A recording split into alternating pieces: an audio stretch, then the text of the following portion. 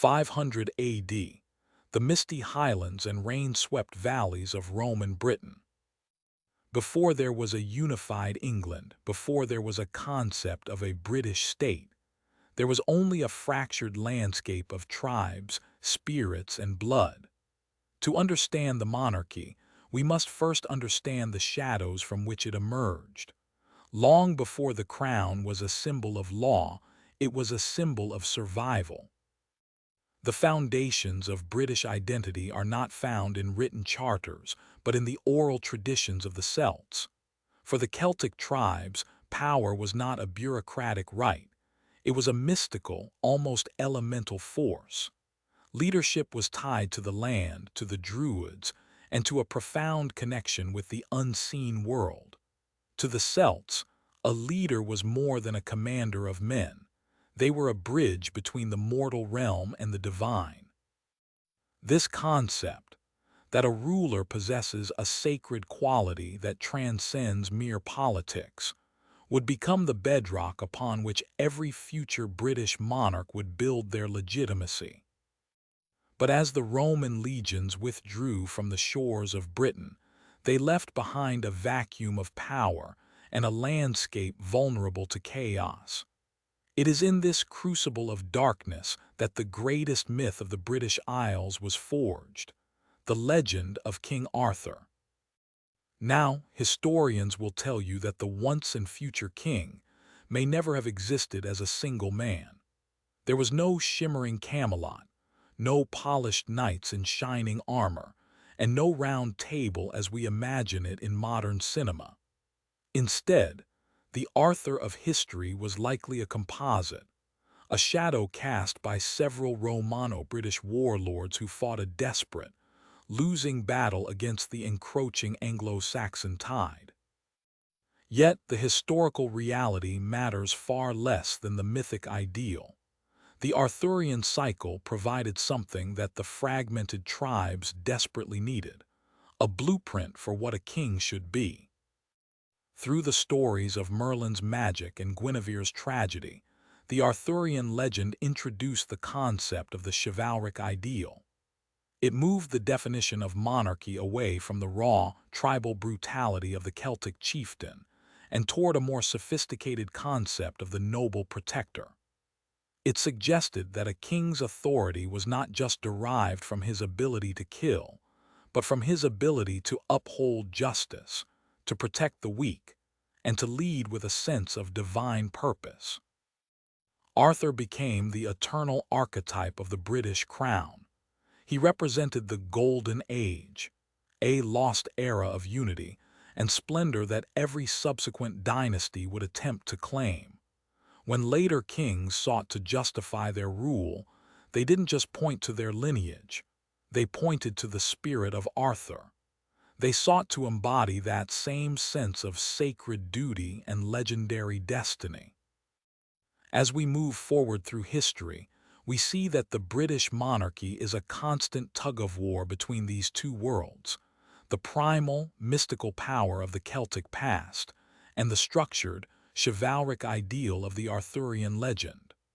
One provided the soul, the other provided the code.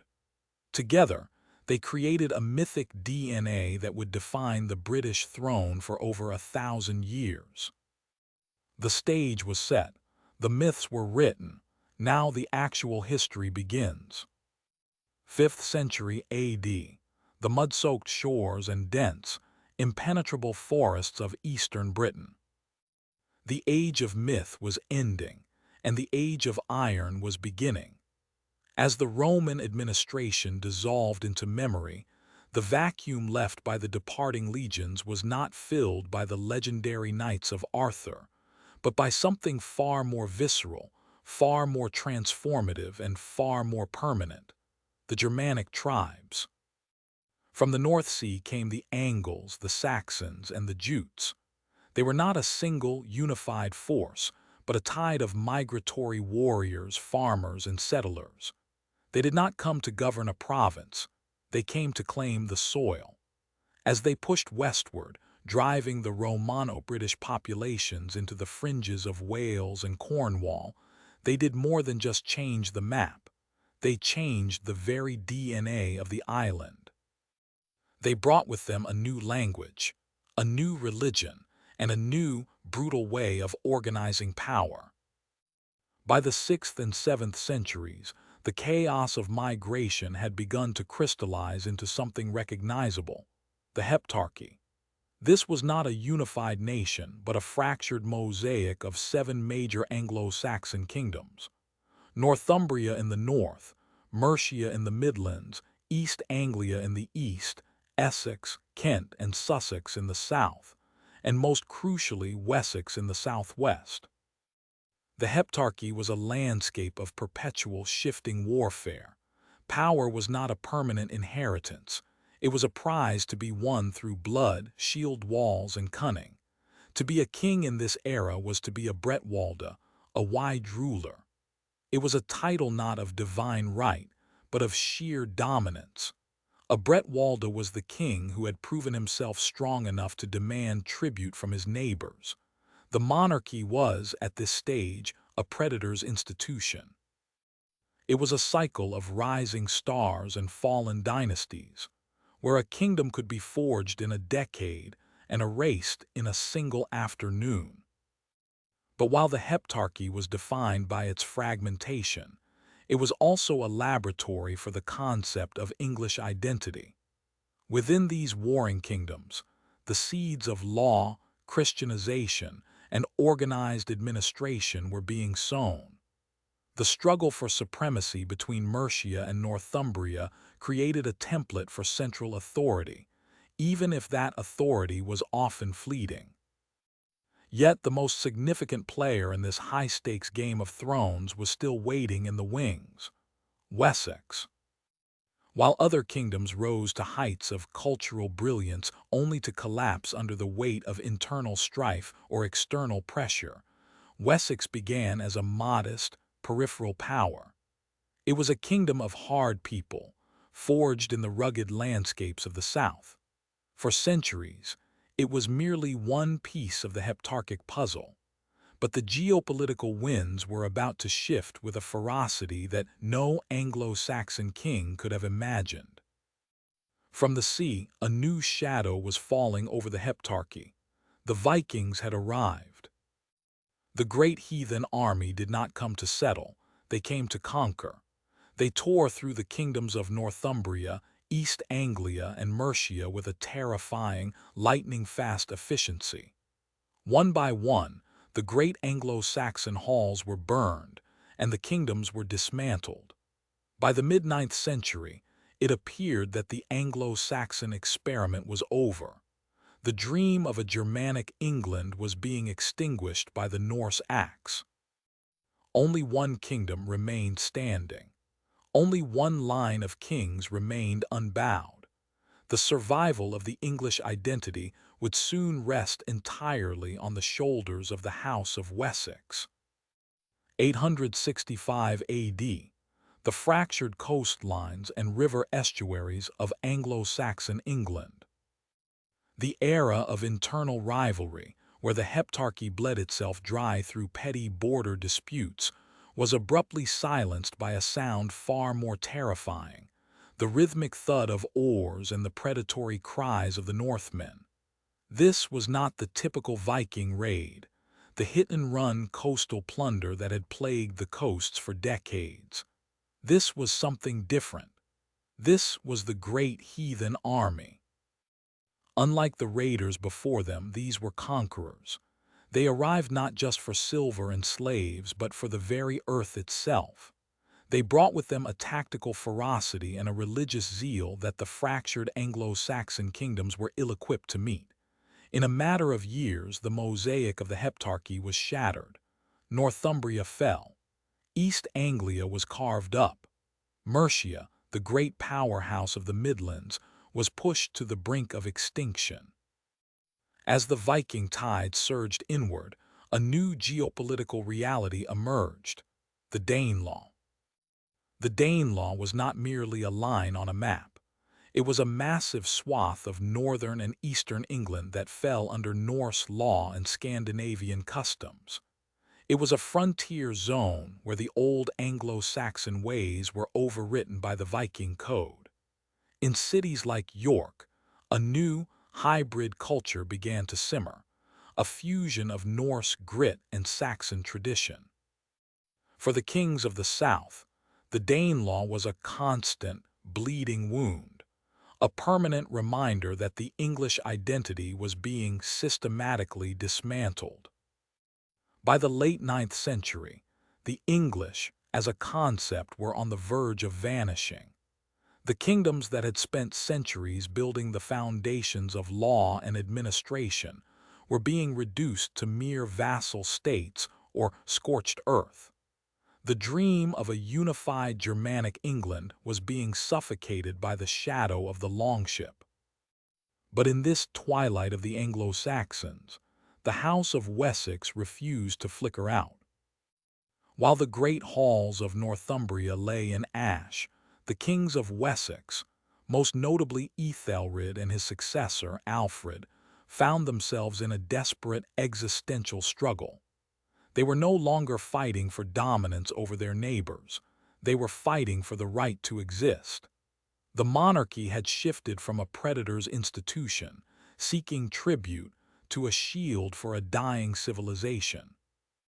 The struggle was no longer about who would be the Bretwalda, the wise ruler. It was about whether there would be any English kings left to rule at all.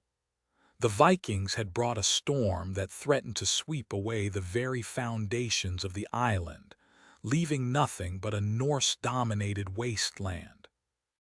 The survival of the English people depended on a singular, impossible feat. They had to transform a collection of warring tribes into a unified machine of war and governance. They had to find a way to fight a mobile, sea-borne enemy that refused to play by the rules of land-based warfare. The stage was set for a confrontation that would define the soul of the nation. The Danelaw had been drawn, the Vikings had taken their prize, and the House of Wessex stood alone against the dark. The struggle for survival had begun, and the price of failure was the total erasure of the English name from history. 871 A.D., the marshlands and fortified hills of Wessex. The survival of the English identity rested on the shoulders of a man who was never meant to be a warrior king. Alfred, the youngest son of Ethelred, was a scholar, a lover of books, and a man of contemplative spirit. Yet, as the great heathen army tore through the heart of the kingdoms, the crown of Wessex was thrust upon him not by choice, but by the sheer necessity of survival. The early years of Alfred's reign were a descent into chaos. He inherited a kingdom that was exhausted, besieged, and structurally broken. The Vikings were not merely raiding, they were occupying. They moved with a terrifying fluidity, striking from their fortified camps and vanishing before a traditional Saxon Field could assemble. By 878, the situation had reached its absolute nadir. The Vikings had bypassed the defenses of Wessex, struck at the heart of the kingdom, and forced Alfred into the shadows. The king of the West Saxons became a fugitive in his own land. He fled to the marshes of Athelney, hiding in the swamps, a monarch in exile, watching as his kingdom was methodically dismantled. It was here, in the damp isolation of the wetlands, that the architect of England began to design his blueprint. Alfred realized that to defeat the Northmen, he could not simply fight them. He had to outthink them, out-organize them, and ultimately outlast them. The turning point came at the Battle of Edington. In a desperate, high-stakes gamble, Alfred rallied the remnants of his people, striking a decisive blow that forced the Viking leader, Guthrum, to the negotiating table. But Alfred knew that a single victory was a hollow triumph if it did not lead to structural change. He understood that the era of the fractured heptarchy was over. If England were to survive, It had to become something more than a collection of vulnerable territories. It had to become a single, cohesive state. Alfred began a radical transformation of the English monarchy. He implemented the Burgh system, a sophisticated network of fortified towns known as burghs.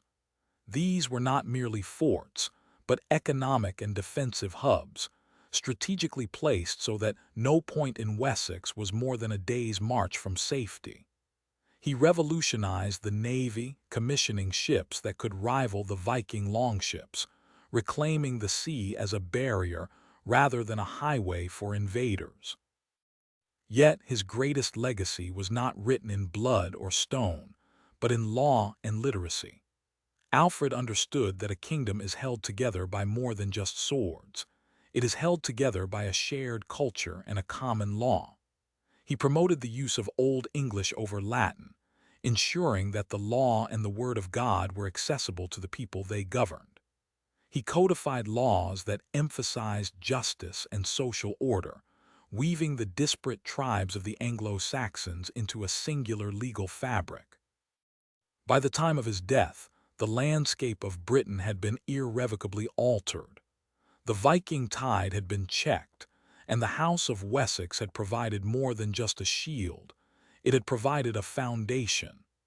Alfred had taken a dying culture and forged it into a proto-nation.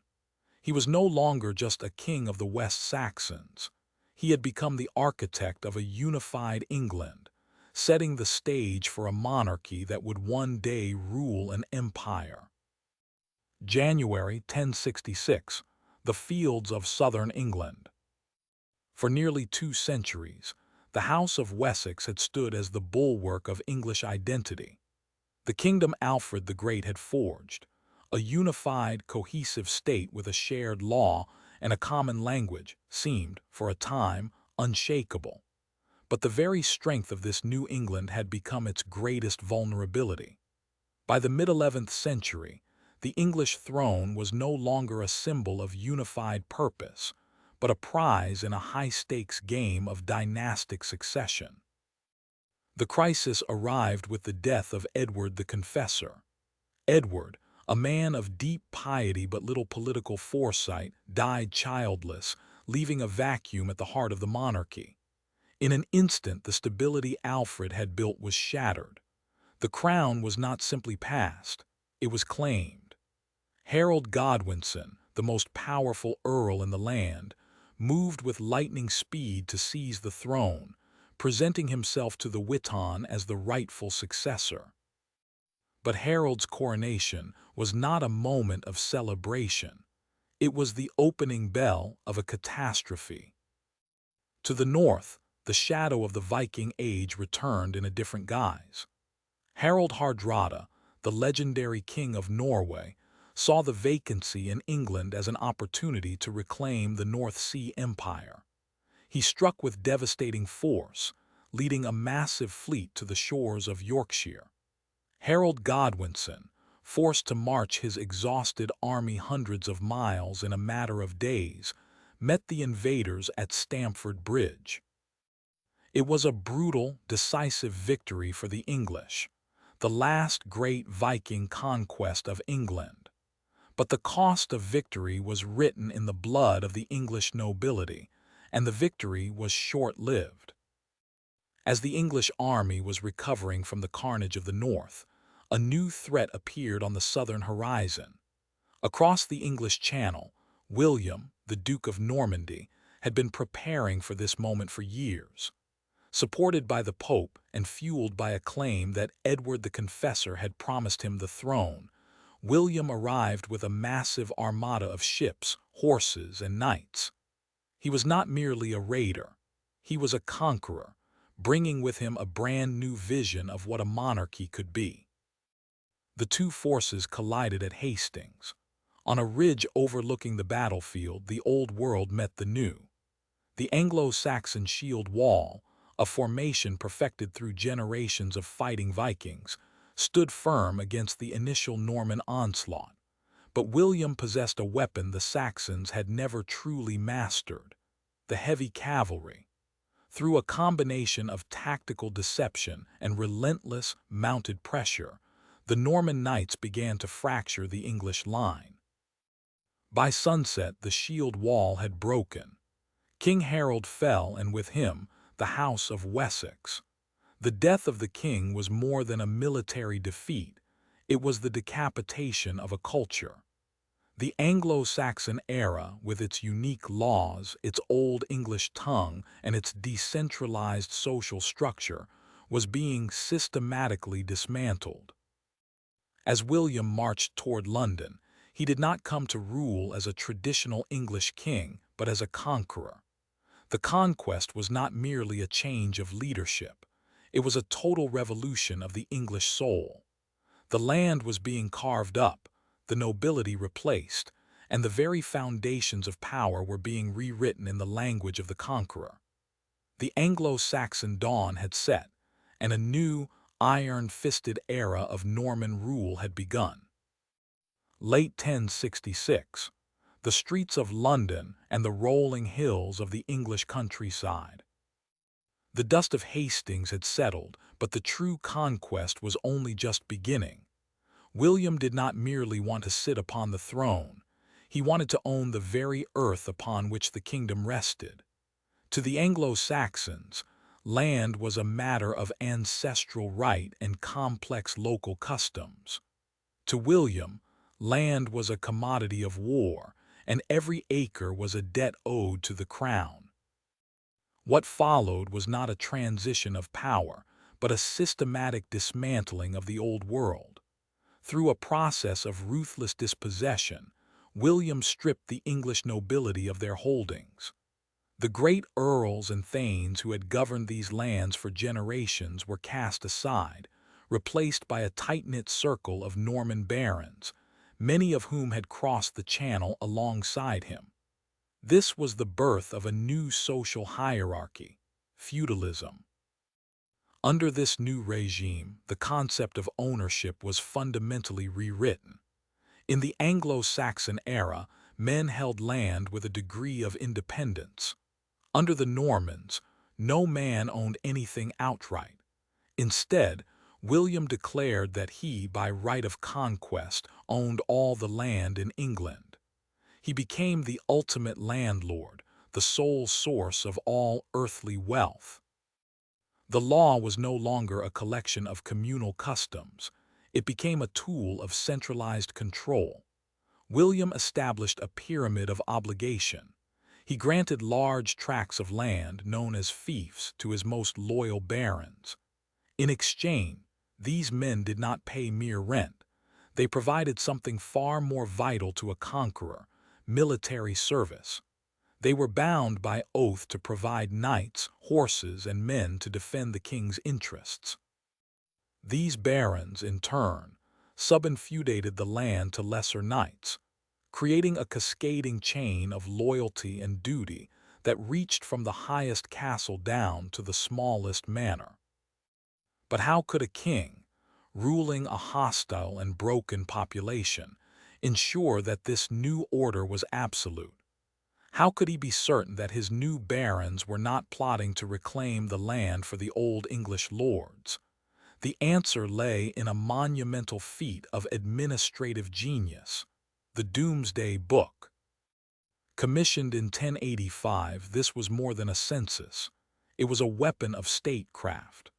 William's officials swept across the kingdom, recording every plow, every pig, every mill, and every hide of land. They documented not just what existed, but who held it and what it was worth. When the results were compiled, it was as if the king had been granted the eyes of God, seeing every corner of his domain. The name Doomsday was whispered with dread by the English, for like the Last Judgment, its decisions were final and its records could not be appealed. Through the Domesday Book and the imposition of feudal tenure, William achieved something no previous king had. He tied the land, the law, and the people directly to the person of the monarch. The decentralized, tribal spirit of the Anglo-Saxons was crushed under the weight of a structured, hierarchical, and militarized state. The monarchy was no longer just a leadership role. It had become the central axis upon which the entire machinery of English life turned. The foundation of the medieval state had been laid, not in ink, but in the iron grip of Norman law. 1154, the Great Hall of Westminster. The iron grip of the Normans had forged a kingdom, but as the decades passed, the direct line of William the Conqueror began to fray. The blood of the conquerors had mixed with the old Anglo-Saxon nobility, and a new, more complex identity was emerging. Yet, the question remained: who would hold the reins of this centralized machine? The answer arrived not through a conqueror's sword, but through a distant, sophisticated lineage that would redefine the very essence of kingship. Enter Henry II. He was the first of the Plantagenets, a man whose shadow stretched far beyond the shores of England. His rise marked the transition from the era of conquest to the era of empire. The Plantagenets were not merely kings of England. They were a sprawling, continental dynasty, a web of blood and ambition that spanned the English Channel and reached deep into the heart of France. Through strategic marriages and relentless warfare, they built what historians often call the Angevin Empire, a massive, fragmented, yet incredibly powerful collection of territories that made the English crown one of the most formidable forces in medieval Europe. But this power came with a heavy price. The Plantagenets were characterized by a fierce, often volatile temperament. They were kings of intellect, of law, and of unyielding passion. Henry II, a man of tireless energy, revolutionized the English legal system, laying the groundwork for common law. He sought to bring order to the chaos of local customs, creating a centralized judicial system that answered to the crown. Under the Plantagenets, the king was no longer just a landlord. He was the supreme architect of justice. Yet, as the dynasty's reach expanded, so too did its internal tensions. The Plantagenet family tree was a thicket of conflict.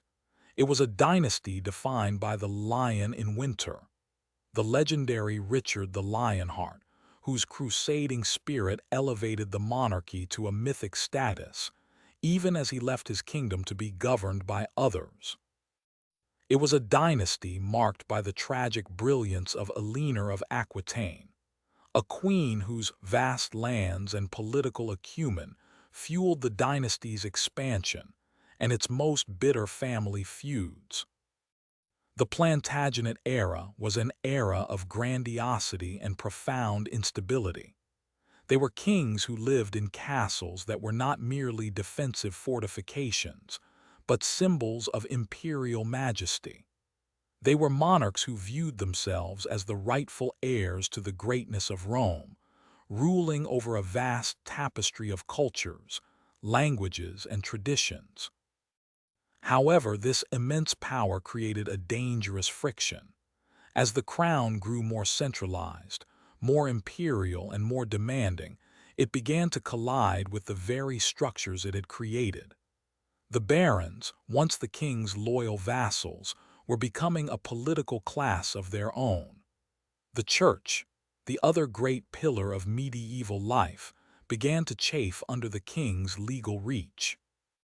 The Plantagenet bloodline had successfully built an empire of land and law, but in doing so, they had created a central authority so powerful that it would inevitably trigger a struggle for the soul of the kingdom.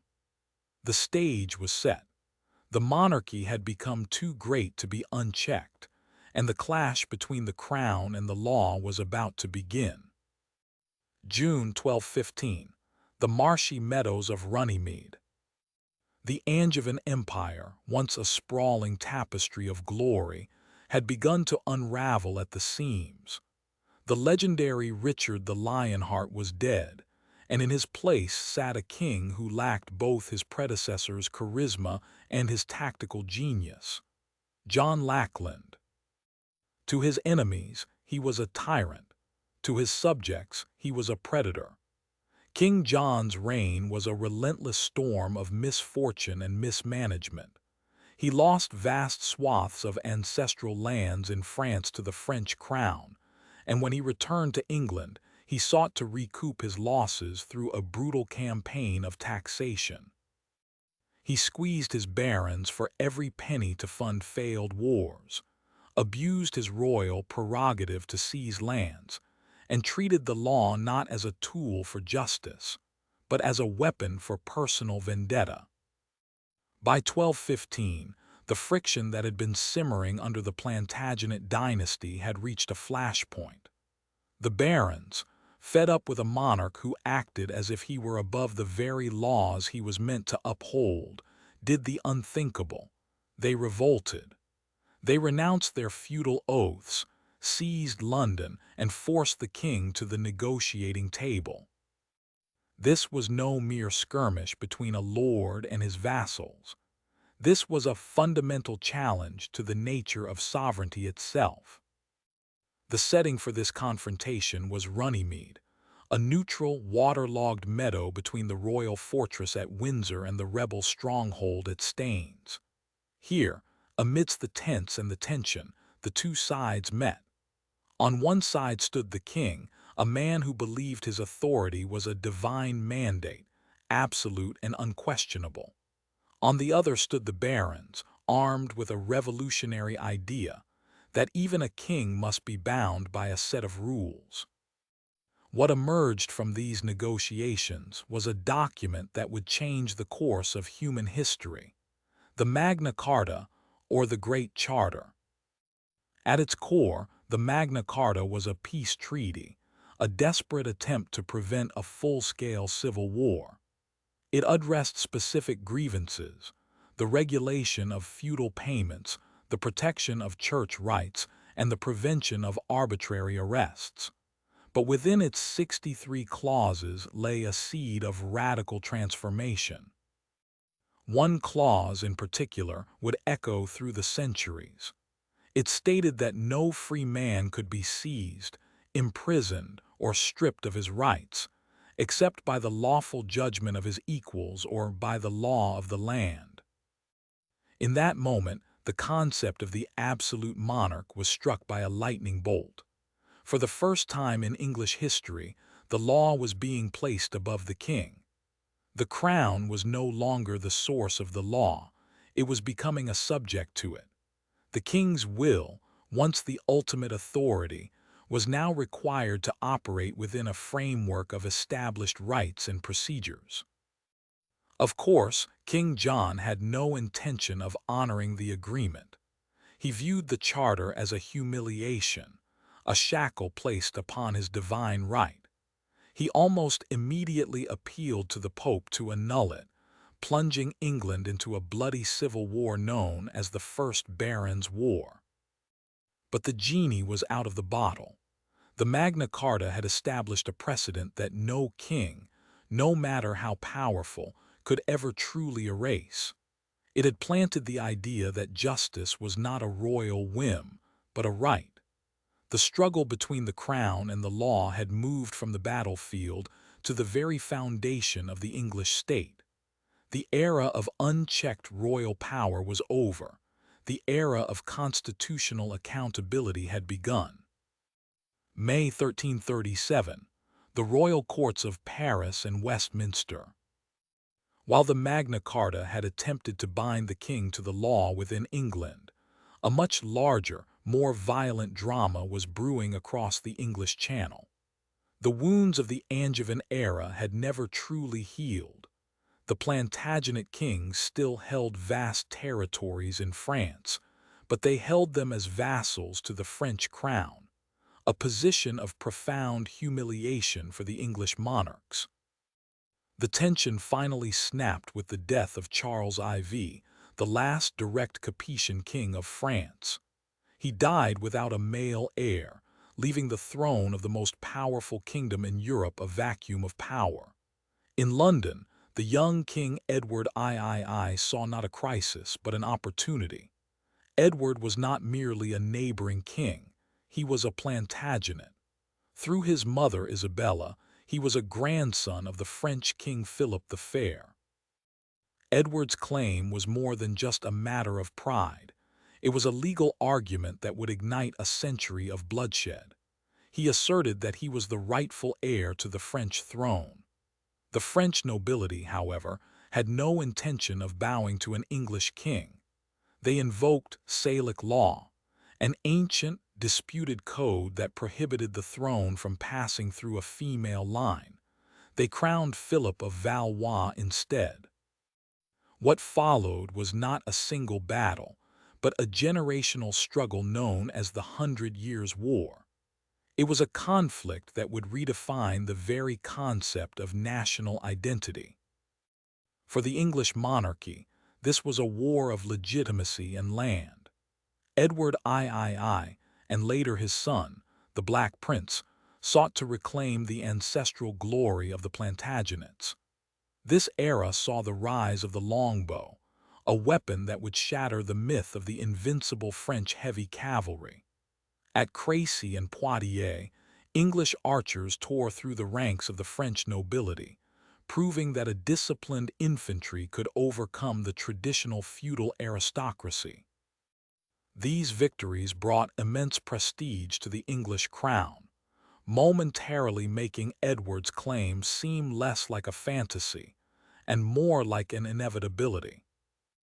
But war is an expensive endeavor. To fund these massive expeditions, the English kings had to do something that the Magna Carta had made increasingly difficult. They had to ask for money. The struggle for the French throne forced the monarchy into a constant, desperate dance with Parliament. Every campaign required new taxes, every tax required consent, and every request for consent gave the English nobility more leverage to demand rights. The war also transformed the nature of the soldier. No longer was warfare solely the domain of the landed knight.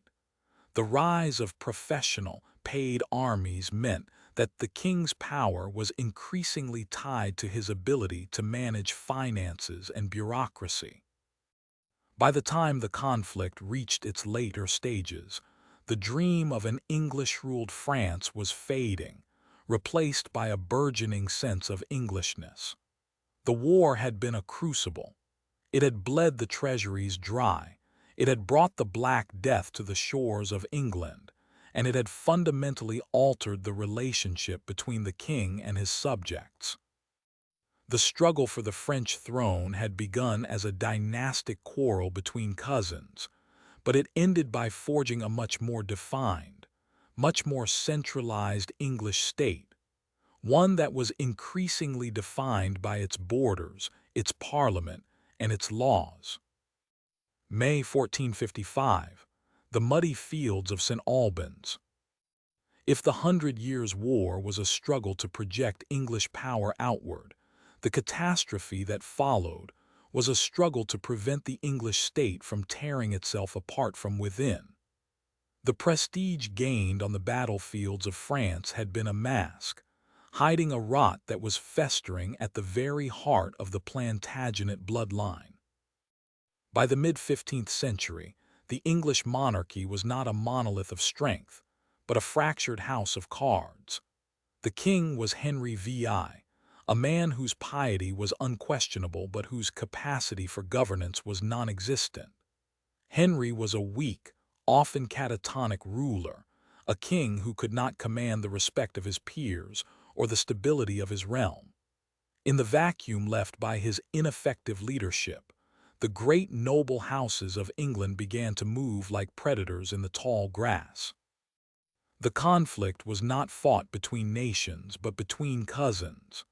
It was a civil war of succession between two branches of the House of Plantagenet. The House of Lancaster, represented by the red rose, and the House of York, symbolized by the white. The Yorkist claim was led by Richard, Duke of York, a man of immense ambition who saw in the weak Henry VI a barrier to the stability of the realm. To the Yorkists, the Lancastrians were incompetent stewards of a kingdom, bled dry by failed wars and economic ruin. To the Lancastrians, the Yorkists were nothing short of traitors, usurpers seeking to steal a crown that had been passed through the blood of Henry IV. What followed was a period of dynastic bloodletting that would haunt the English psyche for generations. This was not the organized, tactical warfare of the French campaigns. This was chaos. It was a series of shifting alliances, sudden betrayals, and sudden deaths. One moment, a powerful earl might be the king's closest advisor. The next, he was a rebel on the battlefield, his head mounted on a pike. The wars were characterized by a terrifying volatility. The crown changed hands not through stable legal transitions, but through the grim arithmetic of the battlefield and the suddenness of the executioner's axe. At the Battle of Toten in 1461, the snow fell thick and red, as the bloodiest battle ever fought on English soil turned the landscape into a slaughterhouse. Thousands of men died in a single day, not for a cause of nationhood, but for the personal glory and survival of a few warring families. The chaos was compounded by the rise of bastard feudalism. The old ties of land and loyalty had been replaced by a system of cash contracts and private armies. Great lords no longer fought for their king, they fought for their own interests, hiring mercenaries and local thugs to enforce their will. The rule of law, so painstakingly established by the Magna Carta, was rendered meaningless by the rule of the sword. For 30 years, England spiraled. The monarchy became a prize to be seized, a hollow symbol tossed between the houses of York and Lancaster. The social fabric was shredded. The nobility was decimated. The peasantry was caught in the crossfire, and the very idea of a divinely ordained king was thrown into doubt. The Wars of the Roses were more than a struggle for a throne. They were a systemic collapse of the medieval order, leaving the kingdom exhausted, broken, and waiting for a new kind of ruler to rise from the ashes. Rome, 1455. While the fields of England were being soaked in the blood of rival cousins, a much older, much deeper conflict was simmering beneath the surface of the medieval world. It was a struggle not for a specific throne, but for the very soul of authority. To understand the chaos of the Wars of the Roses, one must understand that in the Middle Ages, power was never singular. There were two suns in the sky: the crown, representing the temporal power of law, land, and steel, and the cross, representing the spiritual power of God, salvation, and the eternal. For centuries, these two forces had existed in a state of uneasy, symbiotic tension. The king needed the church to sanctify his rule, to crown him with divine legitimacy, and to manage the complex social fabric of a deeply religious populace.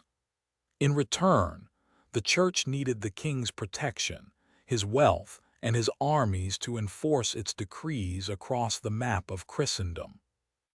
But this was a partnership built on a fault line. The central question that haunted every monarch and every bishop was simple yet explosive.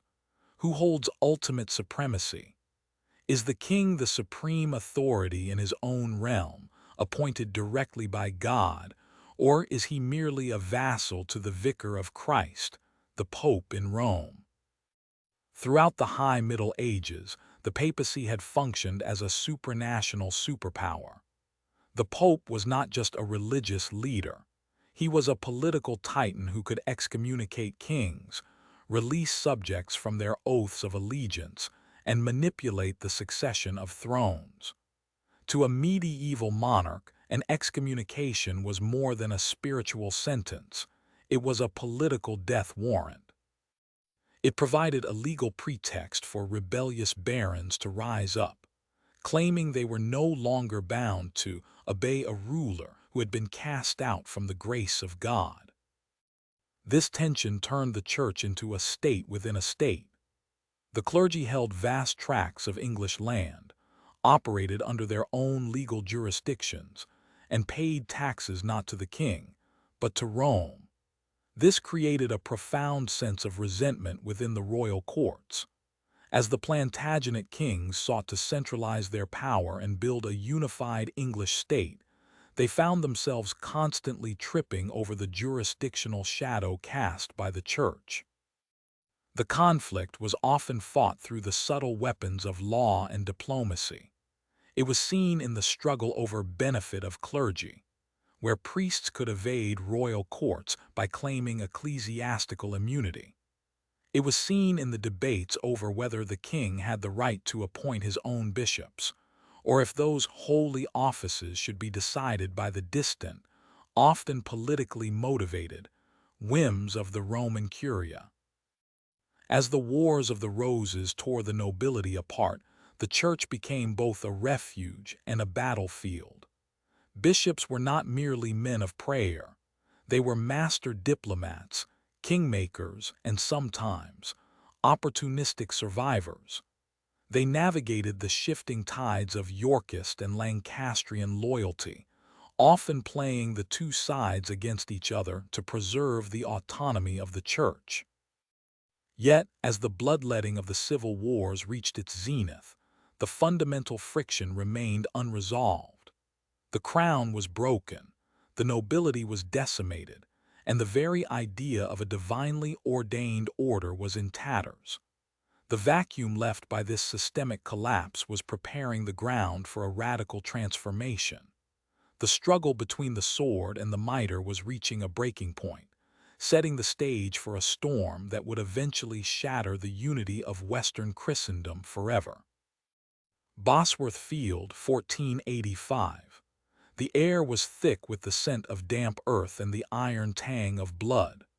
For 30 years the roses had bloomed in a garden of carnage, each petal a fallen noble, each thorn a broken dynasty. The Plantagenet line, a lineage that had defined the English identity for centuries, was finally bleeding out. As the sun set over the battlefield, the old world, the medieval world of feudal lords, knightly chivalry, and decentralized chaos, was dying alongside King Richard III. From the smoke of this exhaustion emerged a figure who was, in many ways, an outsider to the ancient traditions of the high nobility. Henry Tudor did not carry the storied, unbroken pedigree of the great houses. He was a man of calculated ambition and uncertain legitimacy, a claimant who had spent much of his life in the shadows of exile. But as he stood victorious over the corpse of the last Plantagenet king, he did not merely inherit a throne, he inherited a wreckage. The rise of the Tudors was not a seamless transition.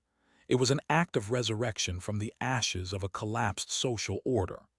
The Wars of the Roses had done something no foreign invader could. They had decimated the ranks of the great landed aristocracy.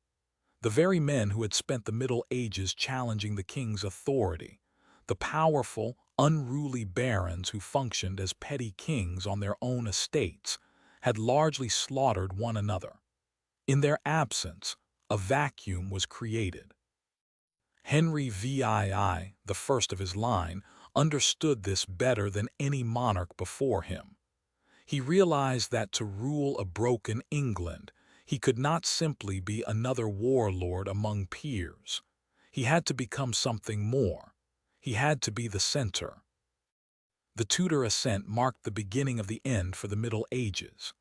The era of the warrior king, who ruled through personal charisma and the fickle loyalty of his vassals, was being replaced by the era of the administrator king. The Tudors began the slow, methodical process of stripping power away from the unruly nobility and consolidating it within the person of the monarch and the machinery of the state. Law, rather than the sword, began to emerge as the primary instrument of royal will. But the transformation went deeper than politics. The chaos of the previous decades had left the English people hungry for stability, and the Tudors provided it, at a price. To secure their grip, the Tudors began to reshape the very foundations of power that we discussed previously. The uneasy tension between the crown and the church, which had simmered for centuries, was about to be ignited.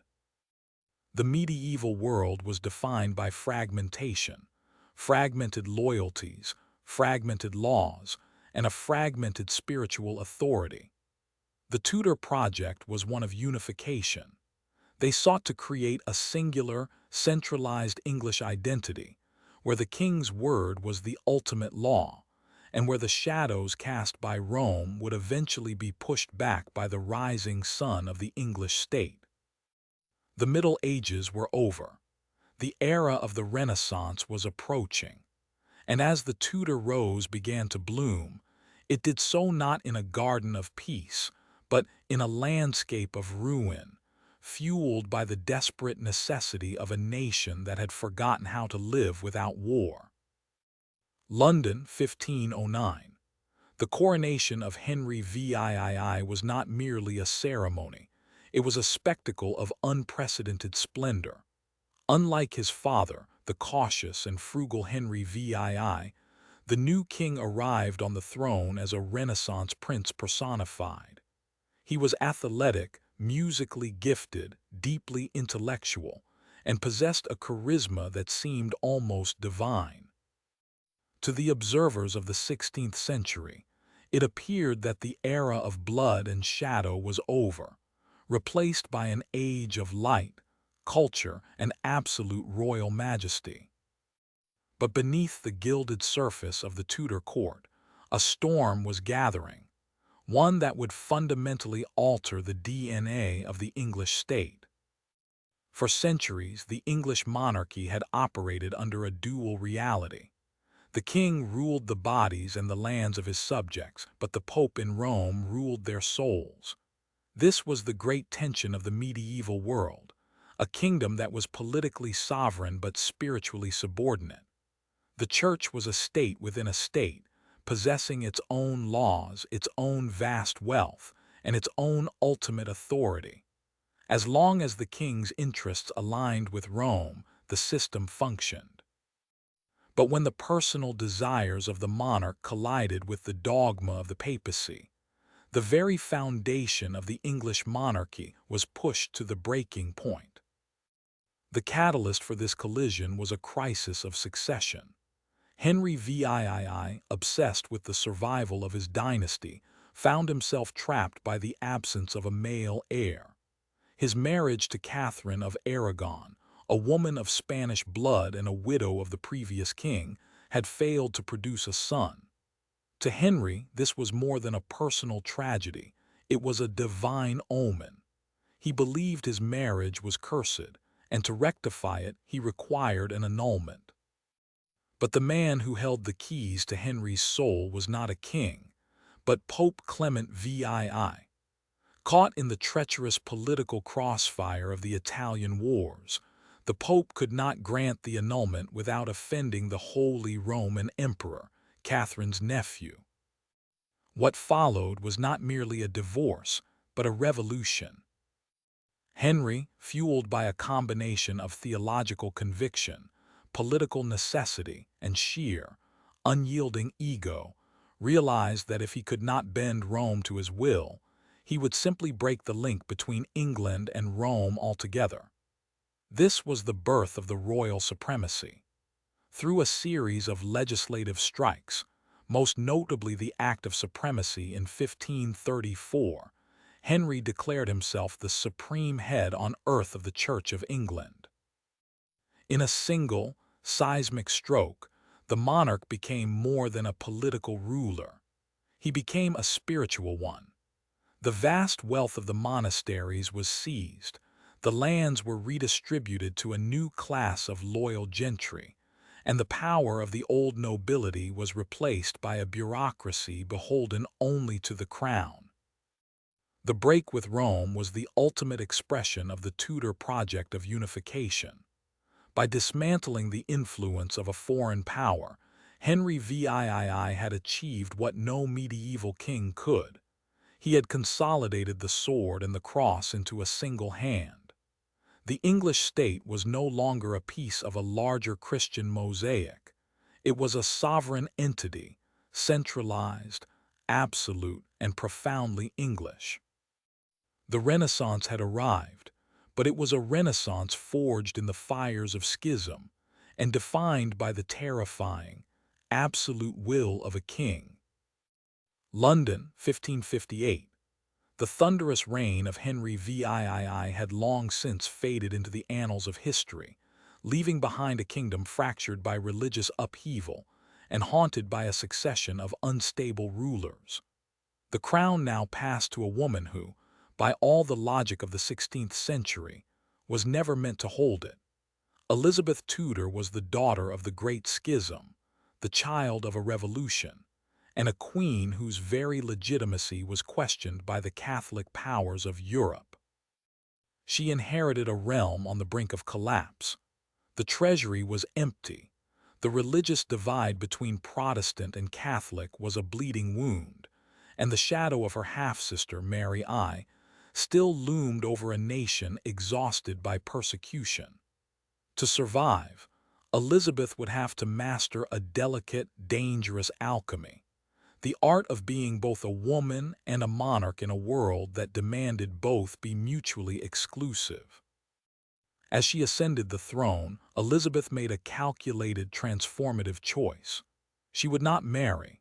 By refusing to wed, she denied foreign princes a foothold in English politics and refused to allow a husband to usurp her sovereign authority.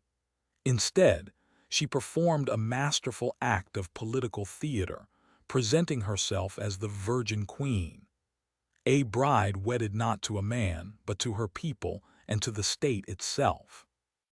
This was not merely a personal lifestyle. It was a profound rebranding of the monarchy. She transformed her gender from a perceived weakness into a divine mystique, casting herself as a secular icon of purity and strength. Under her long and steady hand, the volatility of the early Tudor years gave way to what we now call the Elizabethan Golden Age. The centralization of power, begun by her father, reached its zenith. With the monarch now firmly established as the head of both church and state, the English identity began to coalesce around the throne. This was an era of unprecedented cultural flowering. The stability of the Elizabethan settlement allowed the arts to flourish, providing the fertile soil from which the genius of William Shakespeare and Christopher Marlowe would grow. The English language itself was being forged into a tool of sublime expression, mirroring the confidence of a nation finding its voice. But this golden age was not won through poetry alone. It was forged in the crucible of survival. The most defining moment of her reign came in 1588 when the Spanish Armada, the formidable naval might of the Catholic world, sailed to crush the Protestant upstart. Through a combination of English naval innovation, unpredictable weather, and a surge of nationalistic fervor, the Armada was defeated. This victory was more than a military triumph. It was a psychological rebirth.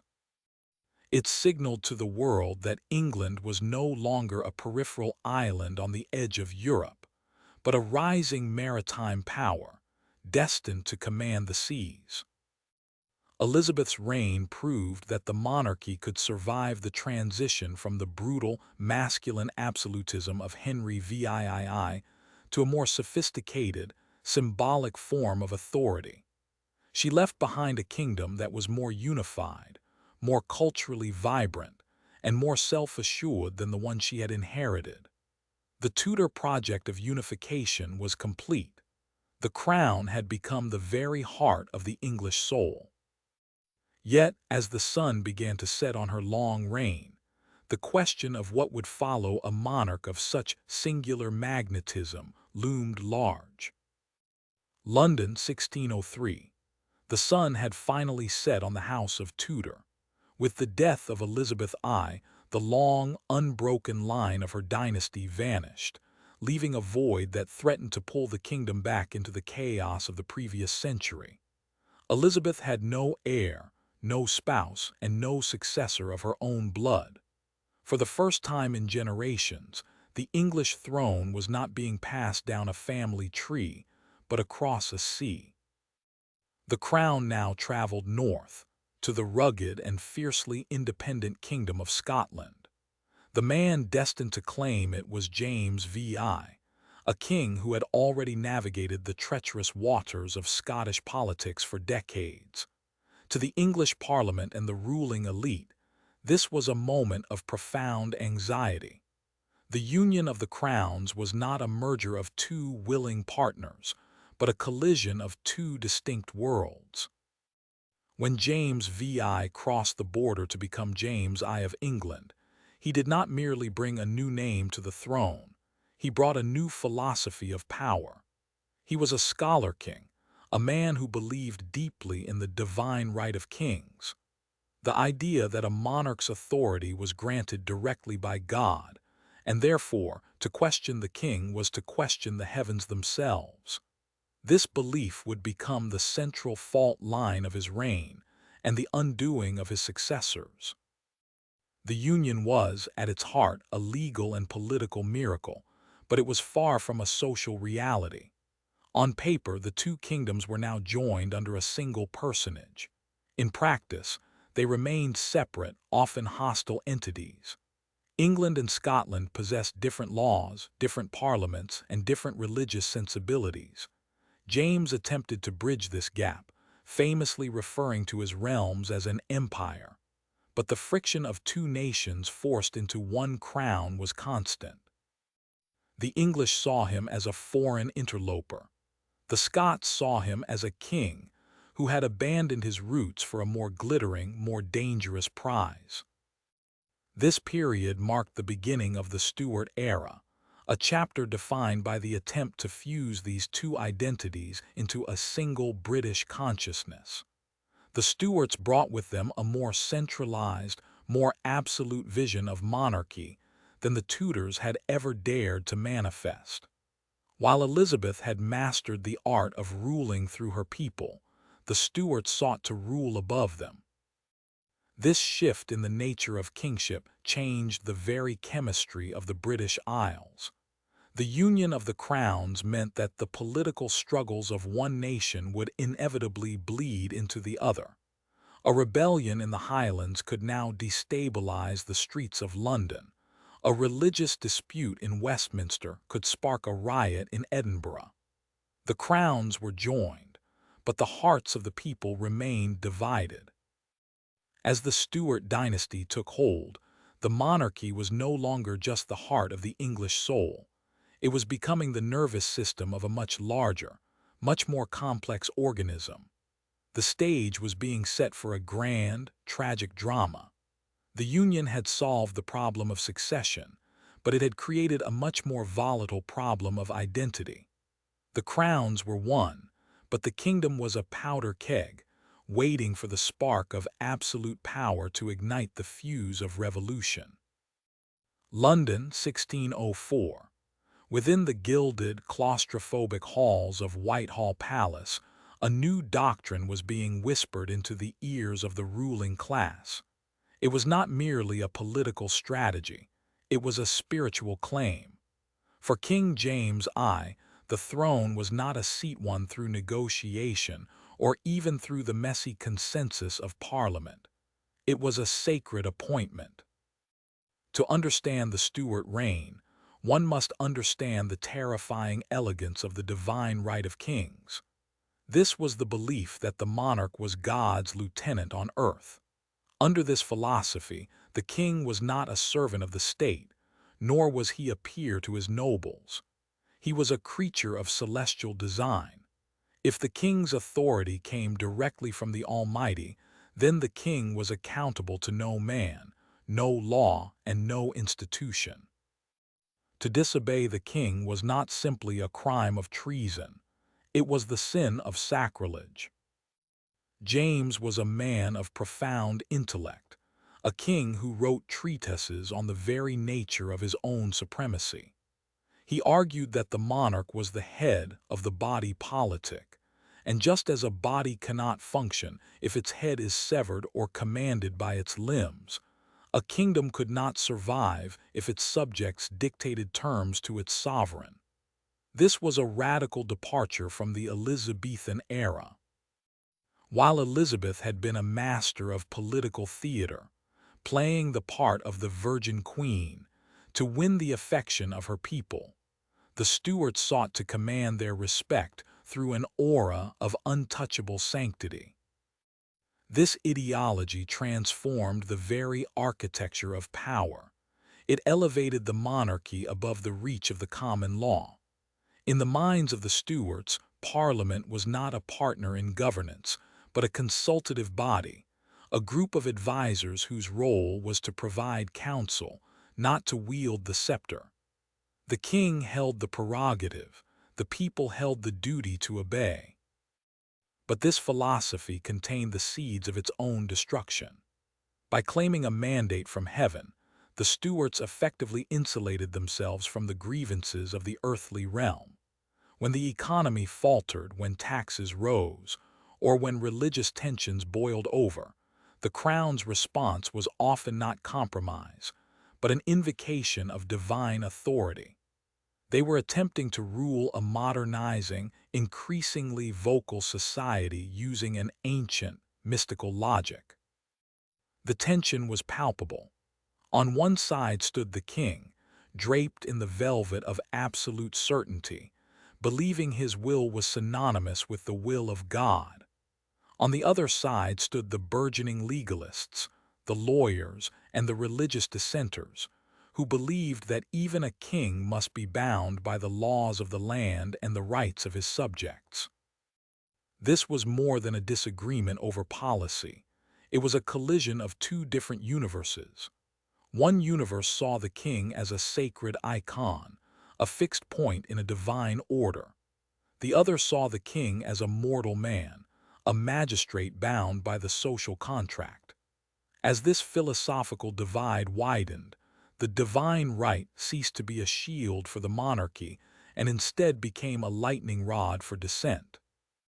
The Stuarts had reached for the stars to justify their power, but in doing so, they had lost their grip on the ground beneath their feet. The stage was set for a conflict that would move from the realm of ideas to the brutal reality of the battlefield. London, 1642. The philosophical tension that had simmered for decades finally boiled over into the scent of gunpowder and the rhythmic march of boots. The collision was no longer confined to the heated debates of the council chamber or the whispered grievances of the coffee houses. It had spilled into the streets, the fields, and the very heart of the English soul. The English Civil War had begun. On one side stood the Royalists, famously known as Cavaliers. They were the supporters of King Charles I, a man who had inherited his father's unshakable belief in the divine right of kings, and perhaps more dangerously, lacked his father's political finesse. To the Cavaliers, the king was the sacred center of the universe. To challenge him was to challenge the natural order of creation itself. They were often characterized by their flamboyant dress, their loyalty to the High Church of England, and a belief that the hierarchy of the state was as immutable as the stars.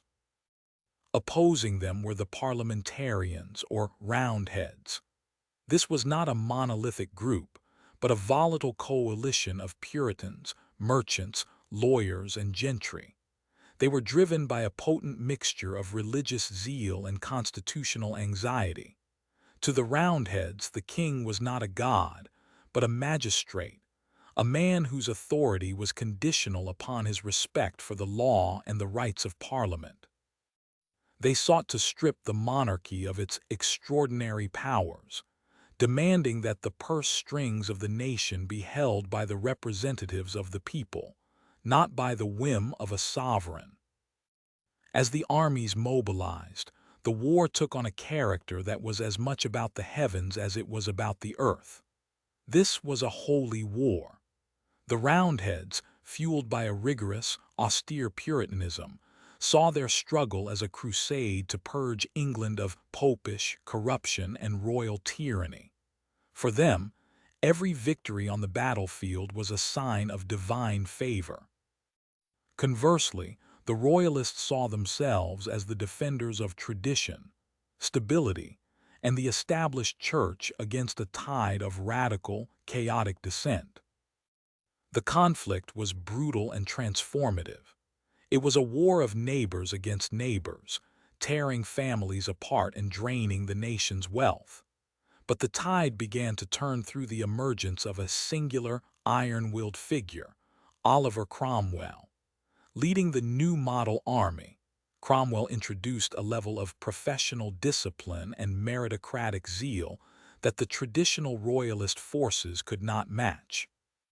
His soldiers were not just fighters, they were godly warriors, men who believed that their discipline on the field was a reflection of their discipline in spirit.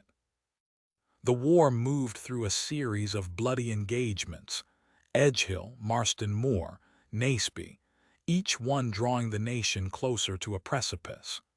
The momentum shifted decisively toward Parliament, and the once invincible aura of the Stuart monarchy began to crumble. The divine right was being tested by the cold steel of pike and musket. The clash was no longer just about taxes or religious liturgy. It had become a fundamental question of who truly held the sovereignty of England, the man who wore the crown, or the institution that represented the law. The era of absolute kings was dying, and the birth pangs were being felt in the thunder of cannon fire. London, 1649. The thunder of the battlefield had faded, replaced by a heavy, suffocating silence that hung over a nation in shock. The war was won, but the victory had birthed a terrifying new reality. The new model army, once the instrument of Parliament's will, had become a political force of its own, a radical, restless machine that no longer sought merely to reform the monarchy, but to dismantle it entirely. The question before the High Court of Justice was one that had been unthinkable for a millennium. Could a king be held accountable to his people? To Charles Stuart, the answer was a blasphemous no. Even in captivity, the king remained draped in the dignity of his station. He refused to recognize the authority of the court, viewing the very proceedings as an illegal assault on the sanctity of the crown. To him, the trial was not a legal necessity, but a sacrilegious theater. But to the radicals within Parliament and the army, Charles was no longer a divinely appointed sovereign. He was a man of blood, a tyrant whose refusal to negotiate had forced the nation into a bloody, fratricidal slaughter. On January 30th, the unthinkable was realized. As the pale light of a winter morning broke over Whitehall, a black cloth was draped over a scaffold. Charles I, stepping forward with a composure that even his enemies found haunting, declared that he was acting under a higher authority than any earthly court. He went to the block not as a criminal, but as a martyr. When the axe fell, it did more than sever a head. It severed the ancient connection between the English people and the concept of absolute monarchy. The divine right of kings had been executed in the public square. In the wake of the regicide, the monarchy was abolished. The Rump Parliament, purged of moderates, declared England a commonwealth, a republic. For the first time in history, the crown was not merely sidelined, it was erased. But the republic was a fragile, turbulent experiment. The vacuum left by the king was not filled by stable democracy, but by the iron fist of Oliver Cromwell. As Lord Protector, Cromwell ruled with a religious intensity that mirrored the fervor of the war. He was a man who had broken a king, only to become a monarch in all but name. Under his rule, the strictures of Puritanism were enforced with grim discipline. Theaters were closed, Christmas celebrations were banned, and the moral landscape of England was reshaped into an austere, watchful state. Yet Cromwell's protectorate was built on a paradox. It was a government born of a rebellion against absolute power, yet it functioned through military decree. Without the unifying symbol of the crown, the Commonwealth struggled to find a soul. The various factions, the radical levelers, the conservative Presbyterians, and the military zealots, clashed in a constant struggle for the direction of the nation. When Cromwell died in 1658, the experiment began to fracture. The Republic, lacking the institutional glue of a dynasty, drifted toward chaos. The dream of a people-led commonwealth was dissolving into the reality of military rule and political exhaustion. The nation had tasted the radical freedom of a world without a king, but it had also felt the heavy, uncertain weight of a world without a center. The stage was being set for a return to the old ways, but the world would never truly be the same again. London, 1660. The grim, austere shadow of the Protectorate had finally begun to recede, leaving behind a nation that was not merely exhausted but spiritually hollow. The strictures of Puritan rule, the banned festivities, the shuttered theaters, the pervasive sense of divine judgment, had left a vacuum that no military decree could fill. England was a country adrift, searching for a center of gravity, a symbol to anchor its fractured identity. That symbol was a man living in exile, a king without a kingdom, waiting in the wings of history. The transition from the chaos of the Commonwealth to the stability of the Crown did not begin with a roar of revolution, but with a whisper of consensus. As the political factions of the post-Cromwell era tore each other apart, the cry for restoration grew from a murmur into a demand. The Long Parliament, sensing the shifting winds, invited the exiled Charles Stuart, the son of the martyred Charles I, to return and take his rightful place upon the throne. On May 29, 1660, the inevitable occurred. As Charles II rode into London, he was met not by the grim faces of Roundheads but by a tidal wave of public euphoria. This was not just a political realignment, it was a national catharsis. The people, weary of the gray, disciplined world of the Puritans, greeted their new monarch with a fervor that bordered on the hedonistic. They were not just welcoming a king, they were welcoming the return of color, music, and life itself. This era would forever be etched into the English consciousness as the age of the merry monarch. Charles II was a man of profound contradictions, a brilliant, witty, and charismatic diplomat who possessed a desperate need to please, and a king whose personal appetites often defied the very morality he was expected to uphold. He was a man who navigated the treacherous waters of a post-revolutionary world with a calculated charm, understanding that in a nation that had once killed a king, survival required more than just divine right, it required popularity. The Restoration brought with it a cultural explosion.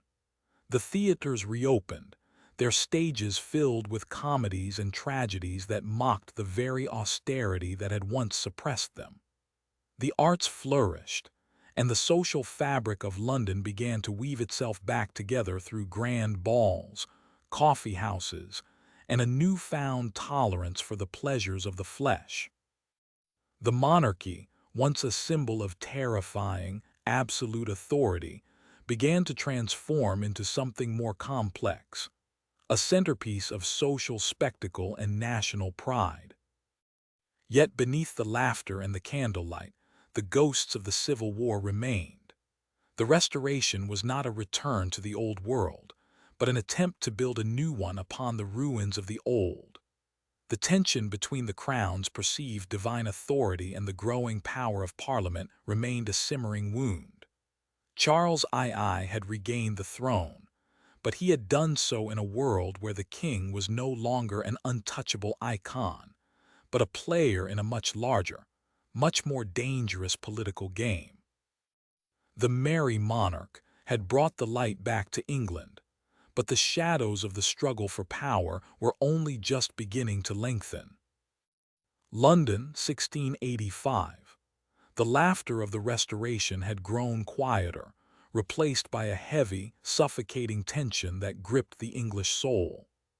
The merry monarch was dead, and in his place sat James II, a man who carried not the charm of his predecessor, but the unyielding conviction of an absolutist.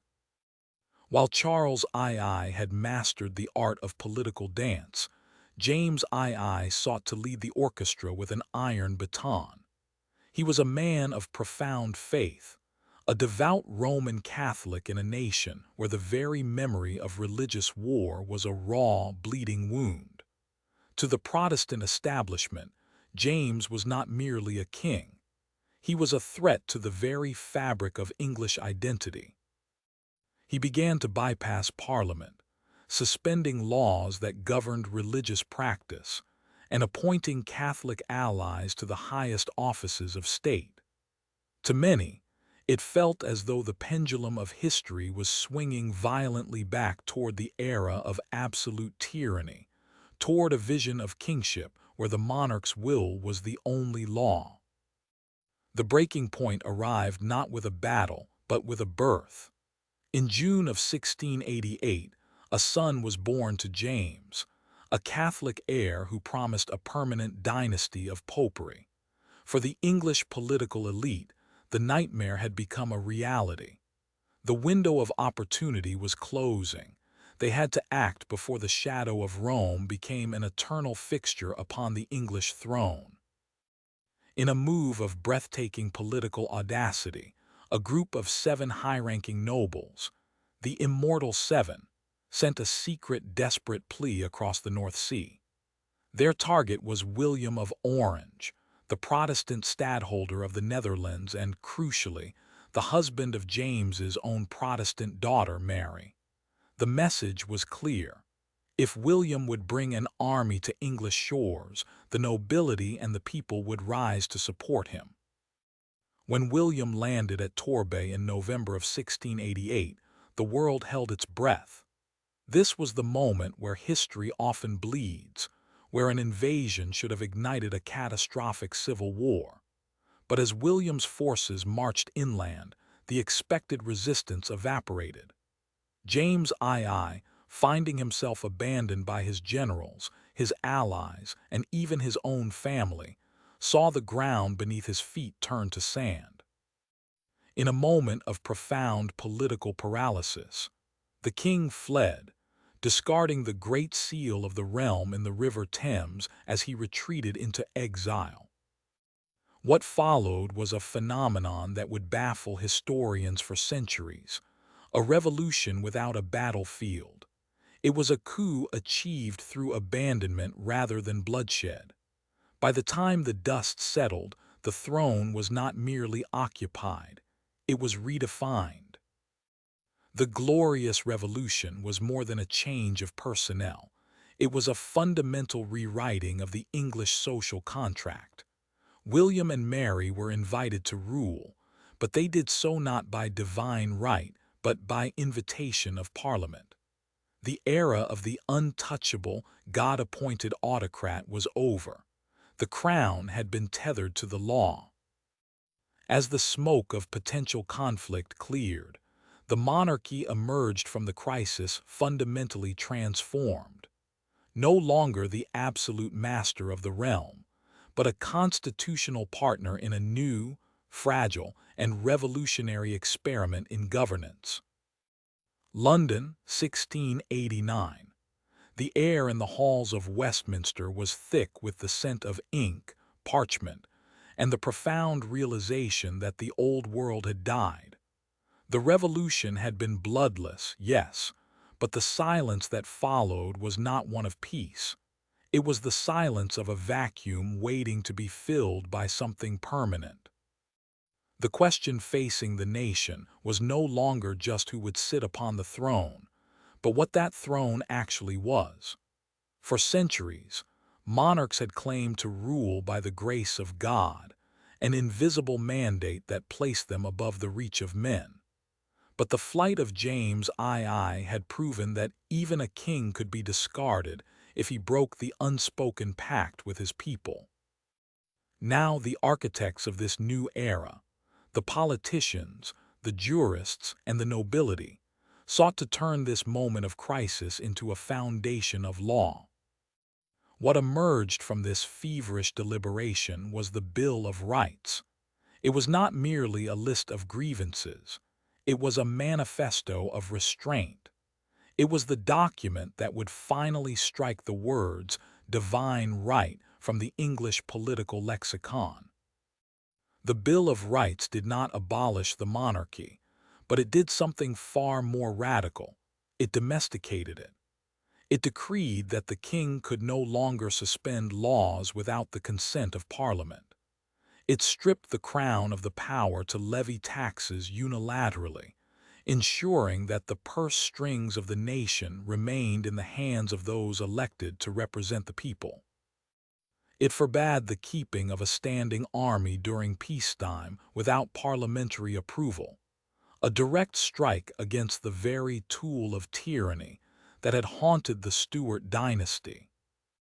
But the document reached deeper than mere administration. It touched the soul of English liberty. It asserted the right of subjects to petition the crown without fear of retribution, and it established the principle of frequent parliaments. Most crucially, it began to codify the concept of parliamentary privilege, ensuring that the debates and proceedings within the halls of government could not be questioned or obstructed by the monarch.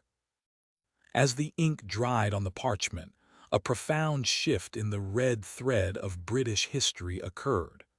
The source of sovereignty was being relocated. The power was no longer flowing downward from the heavens to the king. It was beginning to flow upward from the law and the people, through Parliament, to the crown. The Bill of Rights transformed the monarch from an absolute ruler into a constitutional figurehead. It established a new, delicate equilibrium. The king would reign, but Parliament would rule. The monarch became a symbol of continuity and national identity, but their hands were now bound by the very laws they were sworn to uphold. This was the birth of the constitutional monarchy. It was a fragile, untested experiment, but it provided the stability that would allow Britain to navigate the coming centuries of upheaval. The era of the autocrat was dead. The era of the law had begun. The crown had not been destroyed, but it had been tamed, ensuring that the majesty of the monarchy would henceforth be measured not by the strength of a king's will, but by his obedience to the will of the nation. London, 1714. The death of Queen Anne had left the British throne vacant, but the vacancy was not a crisis of law, it was a crisis of blood. The Stuart line, through a complex web of Protestant succession, had reached a dead end. The crown could no longer pass to a Catholic, and the direct heirs were gone. To prevent the return of absolute tyranny or the chaos of civil war, the architects of the new constitutional order looked across the North Sea, toward the electorate of Hanover. The man who arrived was George Louis, a German prince who spoke little English and understood even less of the delicate political landscape of his new kingdom.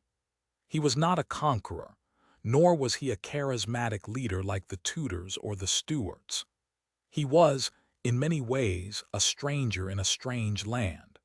But his arrival marked the beginning of the Hanoverian era, a period that would cement the transition from a monarchy of men to a monarchy of institutions.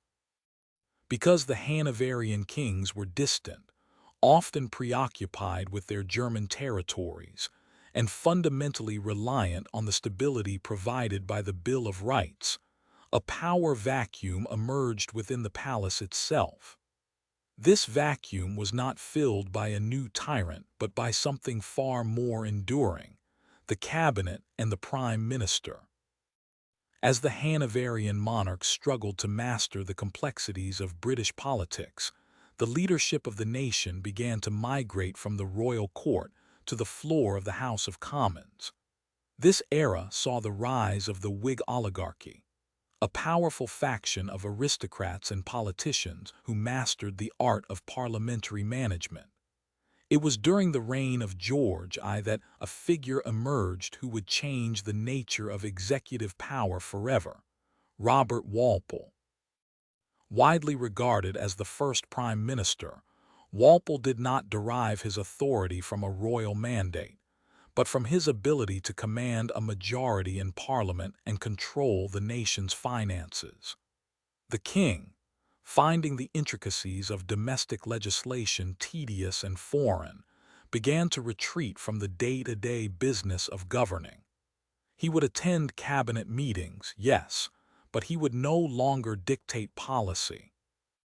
The red thread of sovereignty, which had been moving upward from the law, now found its resting place in the hands of elected representatives and their chosen leaders. This was a profound evolution.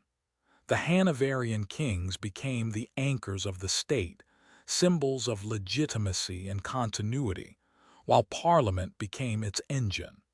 The monarchy was no longer the driver of the ship of state. It was the mast, providing stability while the winds of political debate drove the vessel forward. The Hanoverian era also coincided with the dawn of a new global confidence. With the monarchy domesticated and the political system stabilized, Britain was free to turn its gaze outward. The stability of the constitutional settlement provided the foundation for the expansion of the British Empire and the mounting pressures of the Industrial Revolution. The German kings had brought with them a different temperament, one that inadvertently allowed the British parliamentary system to mature. By being absent in spirit, even when present in person, they allowed the machinery of government to function without the interference of a royal ego. The era of the Hanoverians proved that a monarchy could survive, and indeed thrive, not by exercising power, but by mastering the art of relinquishing it. The transition was complete.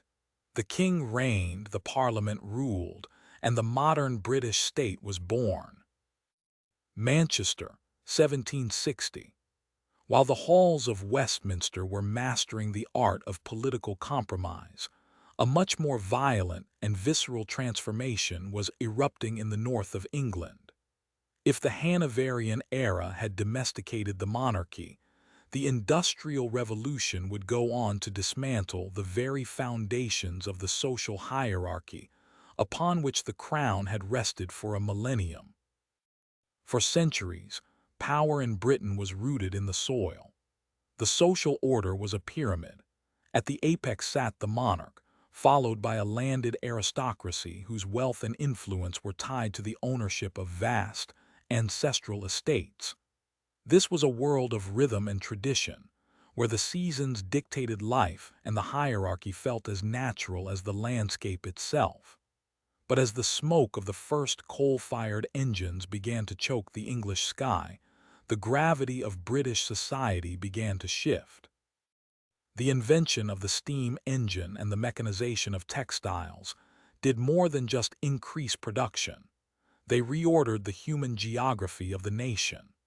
The quiet, pastoral life of the rural laborer was being forcibly replaced by the frantic, soot-stained existence of the urban proletariat.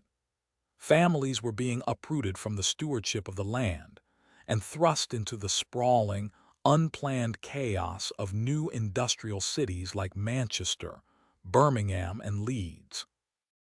As the wealth of the nation migrated from the fields to the factories, a new class of people emerged to claim their stake in the British story: the bourgeoisie.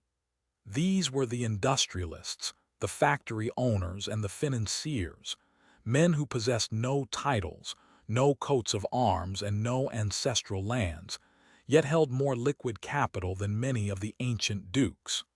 They were the architects of the new age, and they were increasingly restless.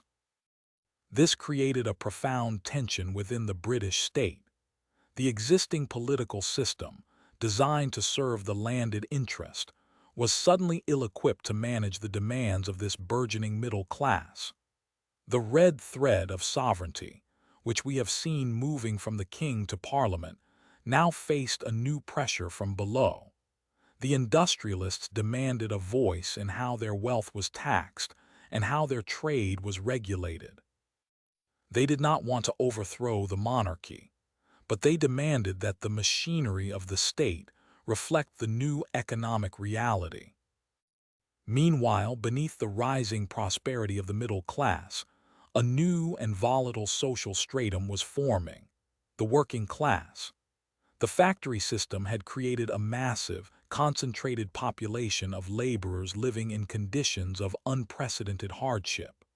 For the first time in history, the masses were not scattered across isolated villages, but were gathered in dense, urban centers, sharing their grievances and their hardships.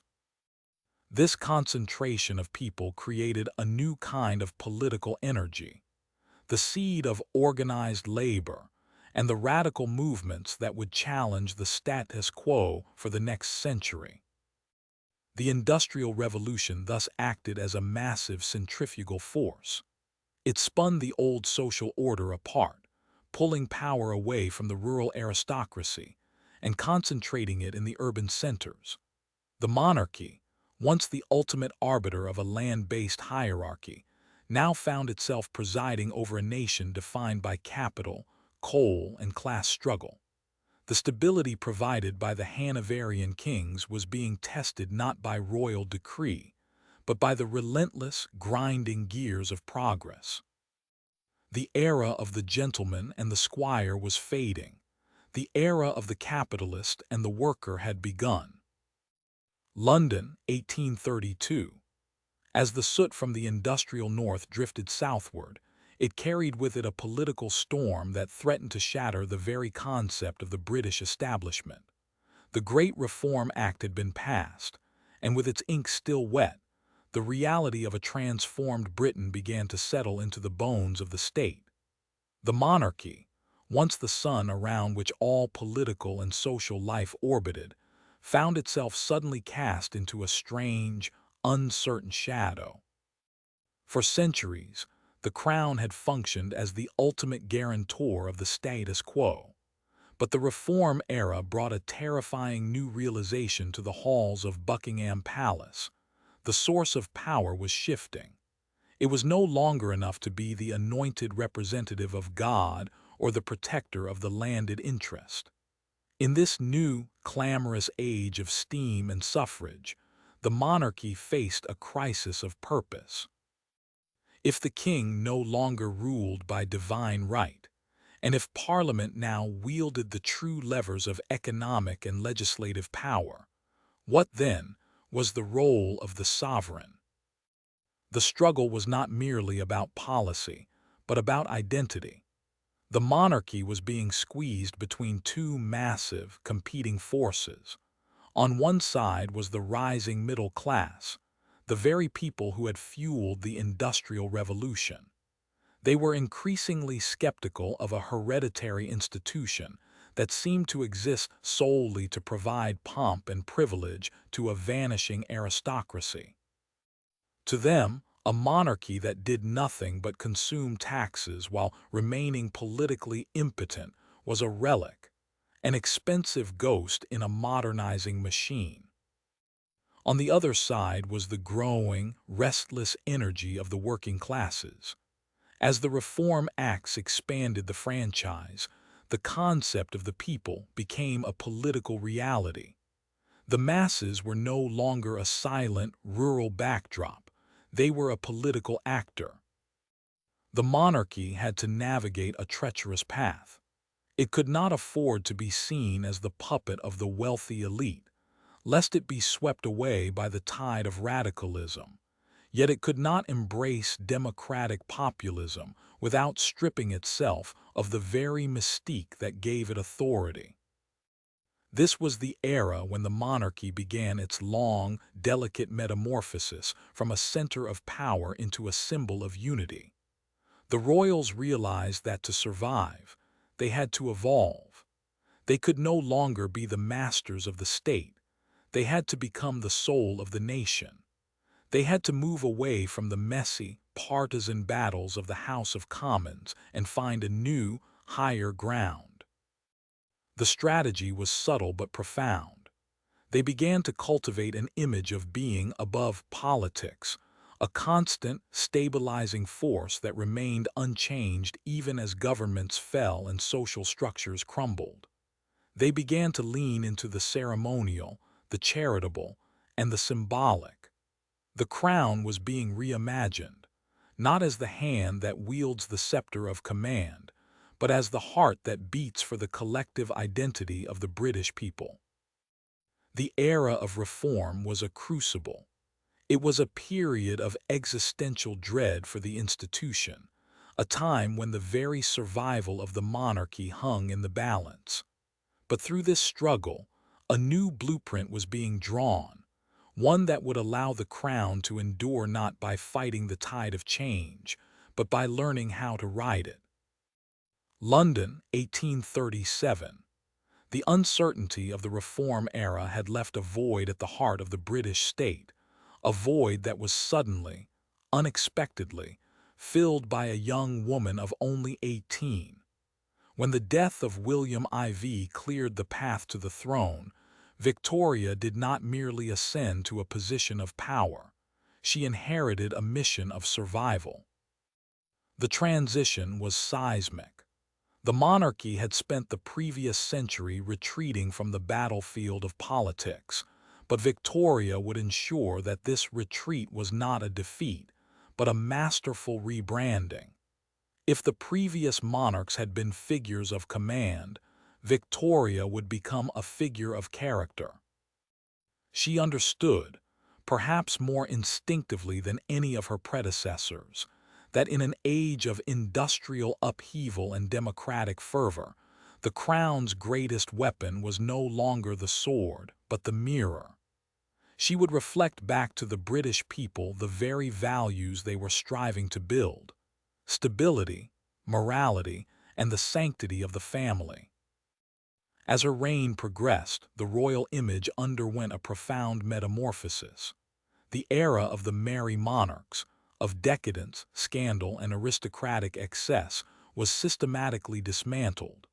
In its place, Victoria constructed a new archetype, the royal family as the ultimate moral compass. Through her marriage to Prince Albert, she transformed the palace from a site of political maneuvering into a domestic sanctuary. This was a calculated, yet deeply felt, shift. By presenting a model of middle-class respectability, the monarchy bridged the widening chasm between the ancient institution and the burgeoning industrial populace. The queen was no longer a distant, untouchable deity. She was the mother of the nation, a symbol of duty and steadfastness in a world spinning toward modernity. But this domestic transformation was only half of the equation. As the British Empire expanded across every continent, the monarchy's role underwent a second, even more radical evolution. The crown was being stretched across the globe, from the sun-drenched plains of India to the rugged coasts of Canada. The monarchy had to find a way to be both intensely British and universally imperial. The solution arrived in 1876, when Victoria was proclaimed Empress of India. This title was a pivot point in history. It signaled that the monarchy was no longer merely a domestic institution concerned with the laws of Westminster. It was now the central, unifying thread of a global tapestry. The Queen became the personification of the empire itself. To the millions living under British rule, she was the distant, majestic symbol of a global order. To the citizens in London, she was the anchor of their national greatness. This was the birth of the imperial monarchy. The royal image had been successfully decoupled from the raw exercise of legislative power and reattached to the concept of global stewardship. The crown had successfully navigated the trap of the Reform era. It had avoided the obsolescence that claimed so many other European dynasties by transforming itself into a living icon. Victoria had taken a fragile, politically diminished institution and forged it into a global brand, a symbol of prestige that could command the loyalty of an entire world. The monarchy was no longer just a part of the British state. It had become the very spirit of an era. London, 1850. As the soot of the Industrial Revolution began to settle over the British landscape, a new kind of power was being forged, not in the halls of Parliament, but in the quiet, disciplined corridors of the royal household. If the previous century had been defined by the struggle for constitutional rights, the Victorian era would be defined by the struggle for the soul. The monarchy had achieved something unprecedented. It had moved beyond the realm of mere governance to become the custodian of the national conscience. This was the era of the Victorian moral code, a rigorous, often stifling set of social values that demanded propriety, industry, and an unyielding adherence to tradition. And at the absolute center of this ethical whirlwind stood Victoria and Albert. They were more than just sovereigns. They were the architects of a new social standard. Through the carefully curated image of the royal family, the monarchy provided a blueprint for the burgeoning middle class. In an age where the rapid rise of urban industry threatened to dissolve the old social certainties, the crown offered a sense of permanence. The values of the palace, frugality, domestic devotion, and religious piety, became the aspirational ideals of a nation in transition. To be respectable was to be British, and to be British was to emulate the disciplined dignity of the Queen. This moral crusade was not merely a matter of personal preference. It was a powerful tool of soft power. By championing the sanctity of the family unit, the monarchy provided a stabilizing force for a society grappling with the anxieties of progress. The Queen's public persona, characterized by her mourning black after the death of Albert, her devotion to her children, and her rejection of the frivolous excesses of her predecessors, sent a clear message. The crown was no longer a source of chaos or scandal, but a bastion of order. This moralizing influence extended far beyond the borders of the United Kingdom. As the empire expanded, the Victorian Code was exported alongside British goods and administration. The concept of civilization became inextricably linked to British morality. To govern distant lands was, in the Victorian mind, to bring order, Christian ethics, and the rule of law to the uncivilized corners of the globe. The monarchy became the ultimate moral authority, the divine sanction behind the expansion of a global civilization. However, this era of rigid morality was not without its shadows. The very strictness that provided stability also created a pressure cooker of social repression. The obsession with outward propriety often masked a complex reality of private struggle and social hypocrisy. Yet, for the purpose of the British state, the mask was the reality. The monarchy had successfully transitioned from being a political entity to a moral one. By the late 19th century, the crown had accomplished a masterful feat of psychological engineering. It had moved from the head of the government to the heart of the culture. The monarchy was no longer just a symbol of the law. It was the embodiment of the right way to live. In doing so, Victoria had ensured that even as the world moved toward democracy and secularism, the British people would continue to look toward the throne, not for commands, but for a sense of who they were and what they ought to be. London, 1876.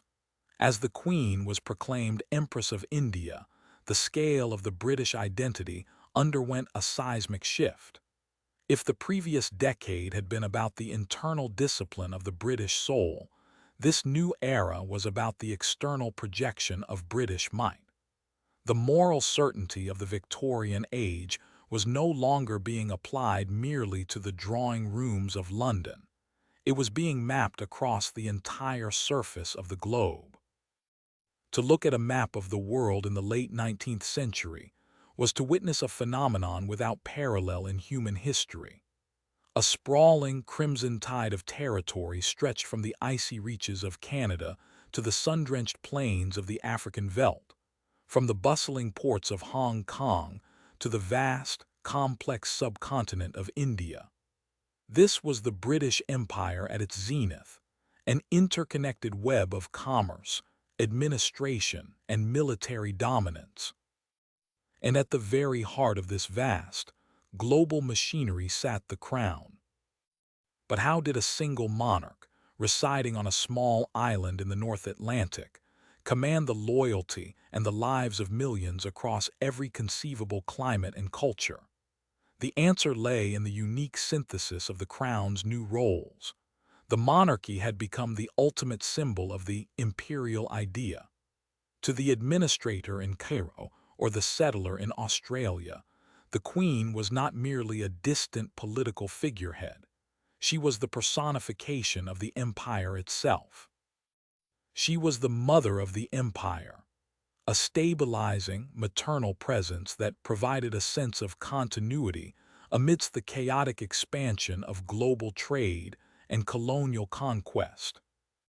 The crown provided the psychological glue for a global enterprise. As the British economy became increasingly dependent on overseas resources, tea from Ceylon, rubber from Malaya, wheat from the prairies, the monarchy provided the moral and historical justification for this extraction. The expansion was framed not as mere conquest, but as a divine and civilizing mission. The crown was the seal on every treaty, the ultimate authority behind the Pax Britannica, a period of relative peace maintained by the overwhelming shadow of British naval supremacy. This was the era of the imperial map, where the lines drawn in ink in London dictated the lives of people thousands of miles away. The monarchy served as the unifying thread in this tapestry. Whether one was a merchant in Singapore or a soldier in the Transvaal, the concept of the crown provided a singular, recognizable point of reference. It was a brand of sovereignty that transcended local politics, offering a sense of belonging to a global order that felt, at the time, both inevitable and eternal. Yet this height of power carried an immense, silent burden. The sheer vastness of the empire meant that the monarchy was now inextricably tied to the successes and failures of colonial administration. The crown was no longer just responsible for the stability of Britain. It was the symbolic guarantor of a global status quo. Every colonial uprising, every economic fluctuation in a distant territory, and every diplomatic friction echoed back to the throne. As the 19th century drew to a close, the map was at its most complete, its colors most vibrant. The monarchy had achieved the impossible. It had become a global institution. The crown had successfully hitched its identity to the destiny of the world, standing at the center of a global web that promised to last forever, unaware that the very forces of nationalism and progress it helped unleash would eventually begin to pull the map apart. London, 1890. While the world looked outward at the expanding crimson lines of the imperial map, a different kind of friction was simmering within the gilded walls of Buckingham Palace. If the empire was a machine of outward projection and rigid moral certainty, the royal family was its increasingly fragile core. The very Victorian values that the monarchy used to justify its global leadership, discipline, duty, and sexual restraint, were becoming the very instruments of its internal torment. The paradox of the late Victorian era was that the crown had never been more powerful, yet the individuals wearing it had never been more scrutinized. As the monarchy transitioned from a source of political authority to a symbol of national morality, the personal lives of the royals became matters of state security. To stumble in one's private conduct was no longer just a family disgrace. It was seen as a crack in the foundation of the empire itself. Nowhere was this tension more palpable than in the shadow of Queen Victoria's aging reign. As the mother of the empire became increasingly withdrawn, the focus of the public eye shifted toward the heirs and the next generation. The tension was not merely about morality, but about the struggle between the individual human heart and the crushing weight of the institutional mask. The whispers in the corridors often centered on the perceived failures of character that threatened the carefully curated image of royal perfection. We see this tension manifest in the tragic, quiet desperation of Princess Louise or the mounting pressures on the future Edward VII. For the royals, the palace was not a sanctuary, but a gilded cage where every emotion had to be policed, and every impulse measured against the standard of decency that they themselves were expected to uphold for the rest of the world. The scandals of this era were rarely the explosive, tabloid-driven affairs of the modern age. Instead, they were psychological and structural. They were the scandals of suppressed identities, of forbidden romances whispered in darkened salons, and of the immense, suffocating pressure to conform to an impossible ideal. There was a growing sense that the monarchy was performing a role, a grand, imperial pantomime, while the actual people behind the titles were fracturing under the strain. This internal friction created a dangerous duality. On the surface, the monarchy presented a front of unshakable stability and moral rectitude, providing the psychological glue for a global empire. But beneath that surface, the cracks were widening. The tension between the private person and the public icon was creating a reservoir of resentment and melancholy that would haunt the dynasty for decades to come. As the 19th century waned, the monarchy found itself caught in a pincer movement. From without, it was being challenged by the rising tide of democratic reform and colonial nationalism. From within, it was being eroded by the impossibility of its own standards. The very discipline that had allowed the crown to command the world was now beginning to stifle the very people meant to lead it. The imperial majesty was at its zenith, but the human cost of maintaining that facade was becoming an unsustainable burden. The era of the imperial map was reaching its peak, but the map was being drawn over a landscape of mounting, hidden domestic unrest. London, 1901. As the long, mourning shadow of Queen Victoria finally receded, the British monarchy faced a fundamental existential crisis. For centuries, the crown's power had been rooted in the soil, in the vast tracts of land, the feudal rights, and the physical ownership of the realm. But the world was no longer a collection of agrarian estates. It was a churning, interconnected web of industry, steam, and mass communication. The era of the landowning aristocrat was being eclipsed by the era of the global brand. To survive the 20th century, the monarchy had to undergo a profound metamorphosis. It had to transition from being a domestic institution of political and territorial control into a portable, intangible symbol of identity. If the monarchy could no longer rule through the sword or the law, it would have to rule through the image. This was the birth of the industrialized monarchy. The rise of the mass circulation press and the advent of photography changed the rules of engagement. The royal family was no longer a distant, mythic entity seen only in stylized oil paintings. They were becoming visual subjects, captured in grainy black and white, disseminated to millions of people across every continent. This was a double-edged sword.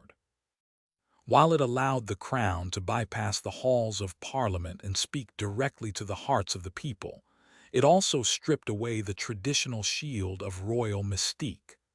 The imperial pantomime we witnessed in the Victorian era was being replaced by a new, more demanding reality: the requirement of visibility. As the British Empire reached its most complex stage, the monarchy functioned as its central nervous system. A person in Mumbai, a merchant in Cape Town, and a worker in Manchester all shared a singular, unifying connection: the image of the sovereign.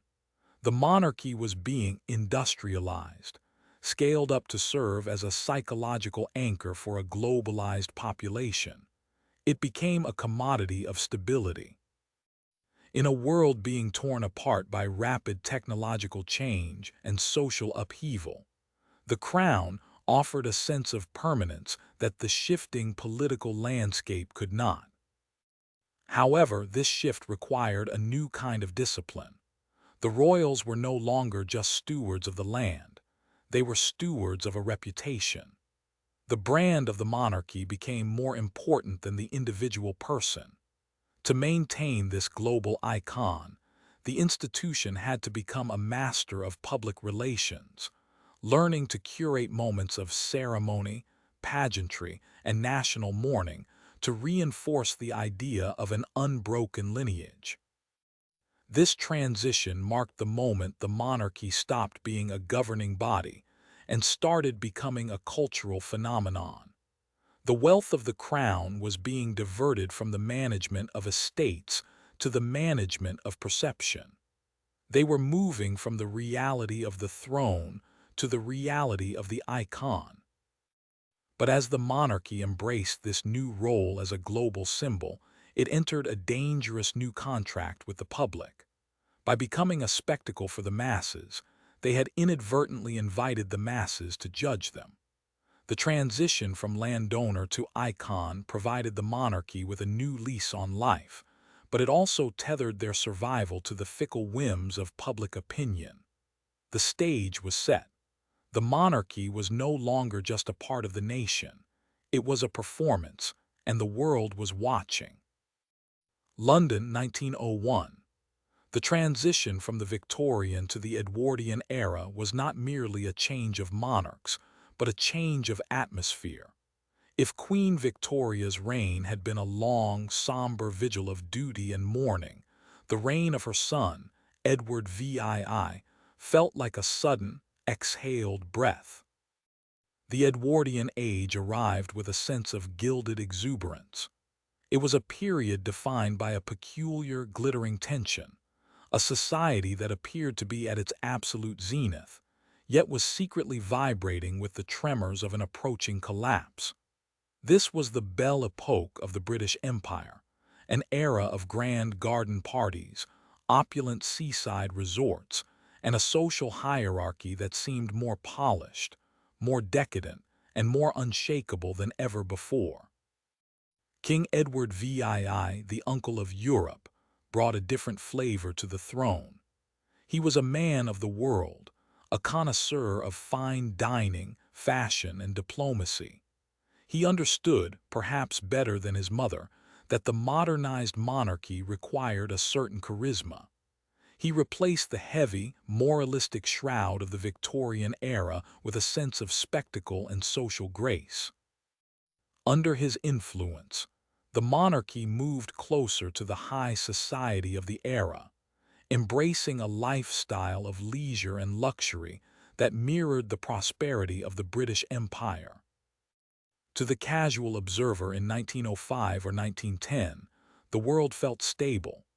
The sun was indeed at its highest point in the sky, casting long, golden shadows across a map of the world that was painted almost entirely in British red.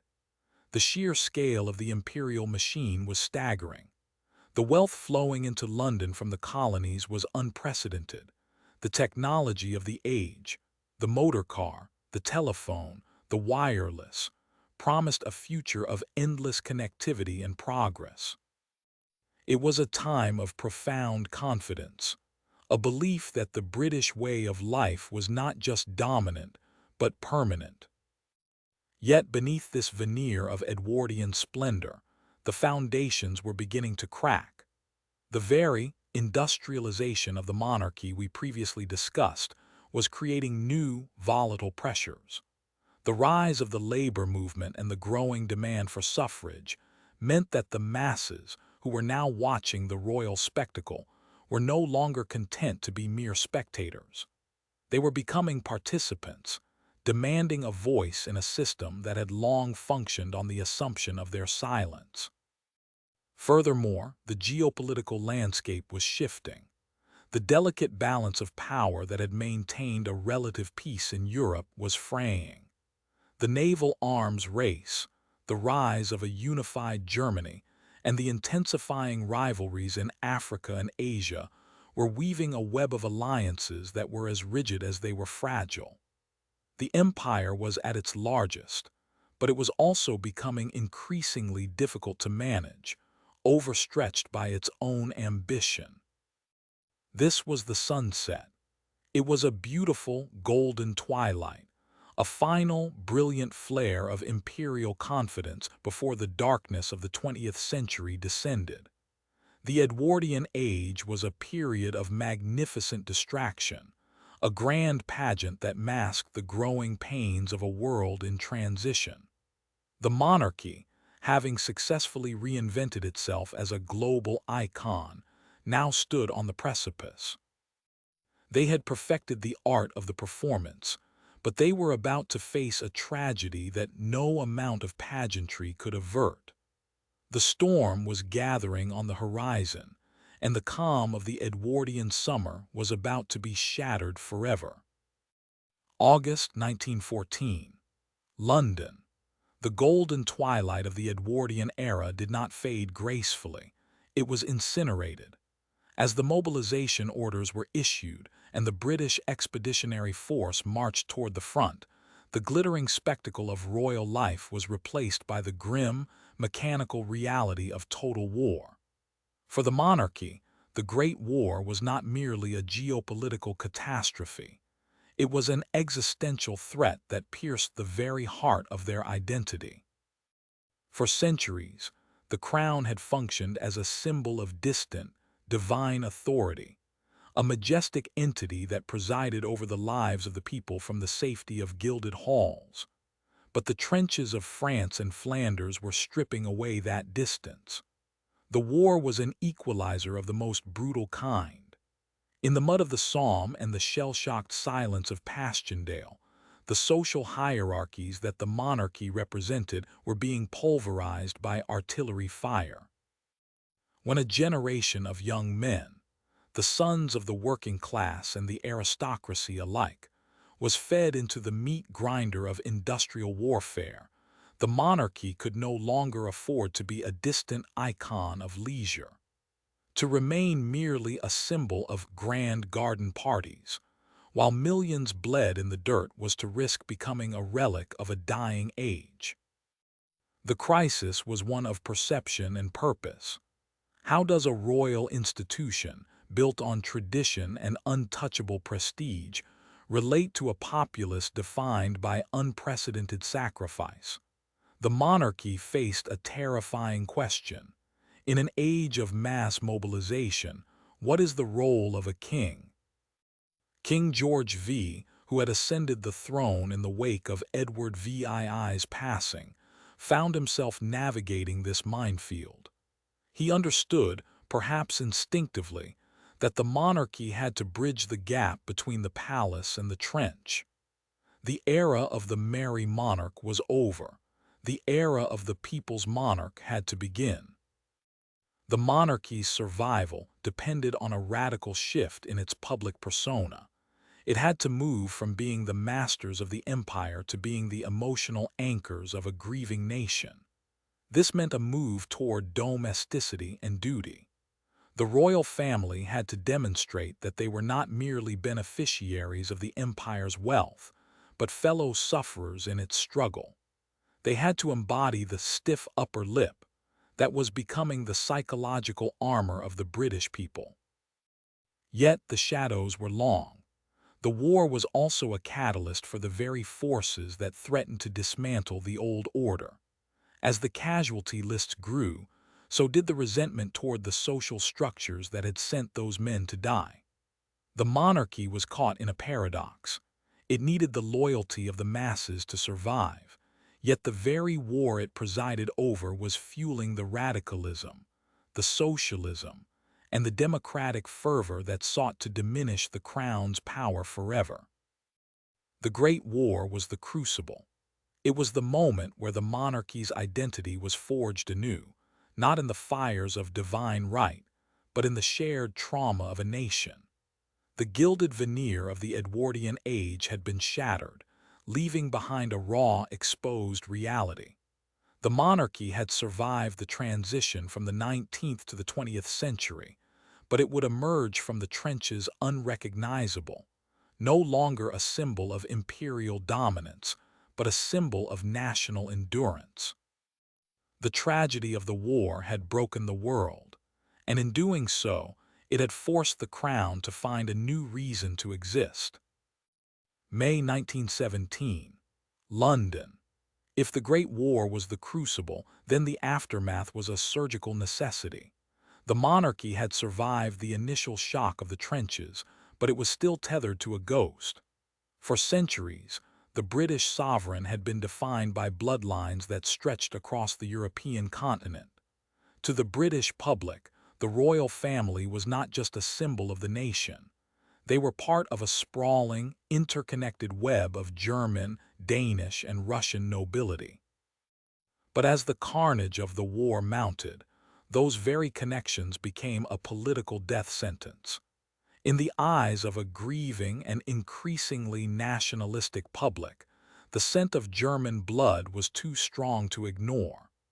The crown was no longer seen as a British institution.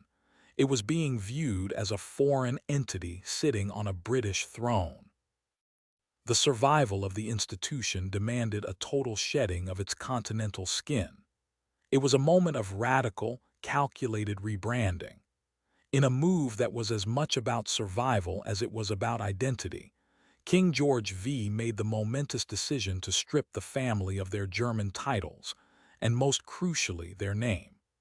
The House of Saxe-Coburg and Gotha, a name that whispered of Prussian influence and European entanglement, was discarded like a soiled uniform.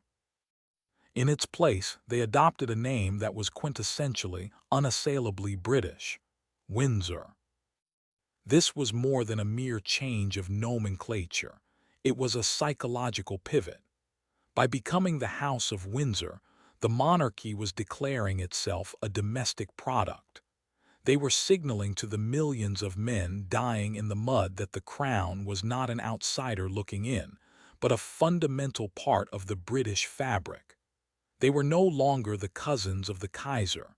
They were the sovereigns of the British people. This rebranding required a new kind of royal performance. The monarchy had to lean into the virtues of the new century: stability, duty, and a quiet, stoic domesticity. The era of the flamboyant, cosmopolitan royal was being replaced by the era of the working royal. The palace walls, once barriers of untouchable prestige, had to become windows through which a changing public could glimpse a family that shared their values of resilience and restraint. They embraced the concept of the national family, a dynasty that existed not to rule over the people, but to represent them. Yet this transition was fraught with tension. As the monarchy moved toward this more populist, British identity, it had to navigate the treacherous waters of a world being reshaped by democracy and the rise of the working class. The rebranding was a defensive maneuver against the rising tide of republicanism. By anchoring themselves to the concept of Britishness, the Windsors were attempting to make the monarchy synonymous with the nation itself. To strike at the crown would be to strike at the very heart of the British identity. The transition was successful, but it fundamentally altered the DNA of the institution. The House of Windsor had traded the divine, untouchable aura of the old world for a new, more fragile kind of legitimacy, the legitimacy of relatability. They had survived by becoming something new, a symbol of national continuity in an age of unprecedented upheaval. The name Windsor would become a brand, a seal of stability that would carry the family through the collapses of empires and the storms of the 20th century, forever changing the relationship between the throne and the people it served. 1945. London. The echoes of victory in Europe and the Pacific were still ringing through the streets, but for the British monarchy, the triumph was bittersweet. The Second World War had done what a century of peace could not. It had fundamentally broken the old world order. As the smoke cleared, the British people returned to a nation that was victorious, yet exhausted, bankrupt, and facing a reality that no longer matched the maps in the royal study. For generations, the crown had been the beating heart of a global behemoth. The British Empire was not merely a collection of territories. It was a vast, interconnected web of dominion, colony, and protectorate, all theoretically bound to the person of the sovereign. The monarch was the pivot upon which the sun never set. But the post-war era brought a relentless, grinding tide of change that the House of Windsor could not command through decree or tradition. The geopolitical landscape was shifting. The old colonial powers were receding, and in their wake rose a new, fierce spirit of nationalism across the globe. From the burgeoning independence movements in India to the simmering tensions in Africa and the Middle East, the concept of empire was being interrogated, challenged, and ultimately rejected. The monarchy, which had long served as the symbolic glue holding these disparate lands together, found itself navigating a shrinking world. The process of decolonization was not a single event, but a long, often painful unwinding. As nations like India and Pakistan gained independence in 1947, the crown faced its first great test of the modern era: how to remain relevant when the territory it once presided over was vanishing.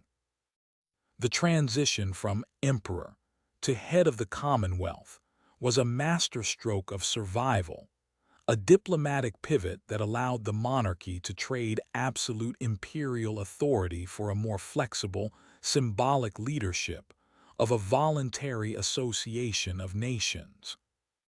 However, this transition was fraught with existential dread. For the traditionalists within the palace, the shrinking of the empire felt like a slow retreat, a loss of the very grandeur that had justified the institution's prominence. For the monarchy, the stakes were incredibly high. If they could not adapt to a world of sovereign nation-states, they risked being viewed as an anachronism, a relic of a bygone era of conquest and paternalism. The crown had to learn a new language of influence. It could no longer rule through the sheer weight of geography. It had to rule through the soft power of diplomacy and the enduring strength of its symbolic presence. The queen, emerging into her own as the era progressed, would become the ultimate practitioner of this new reality.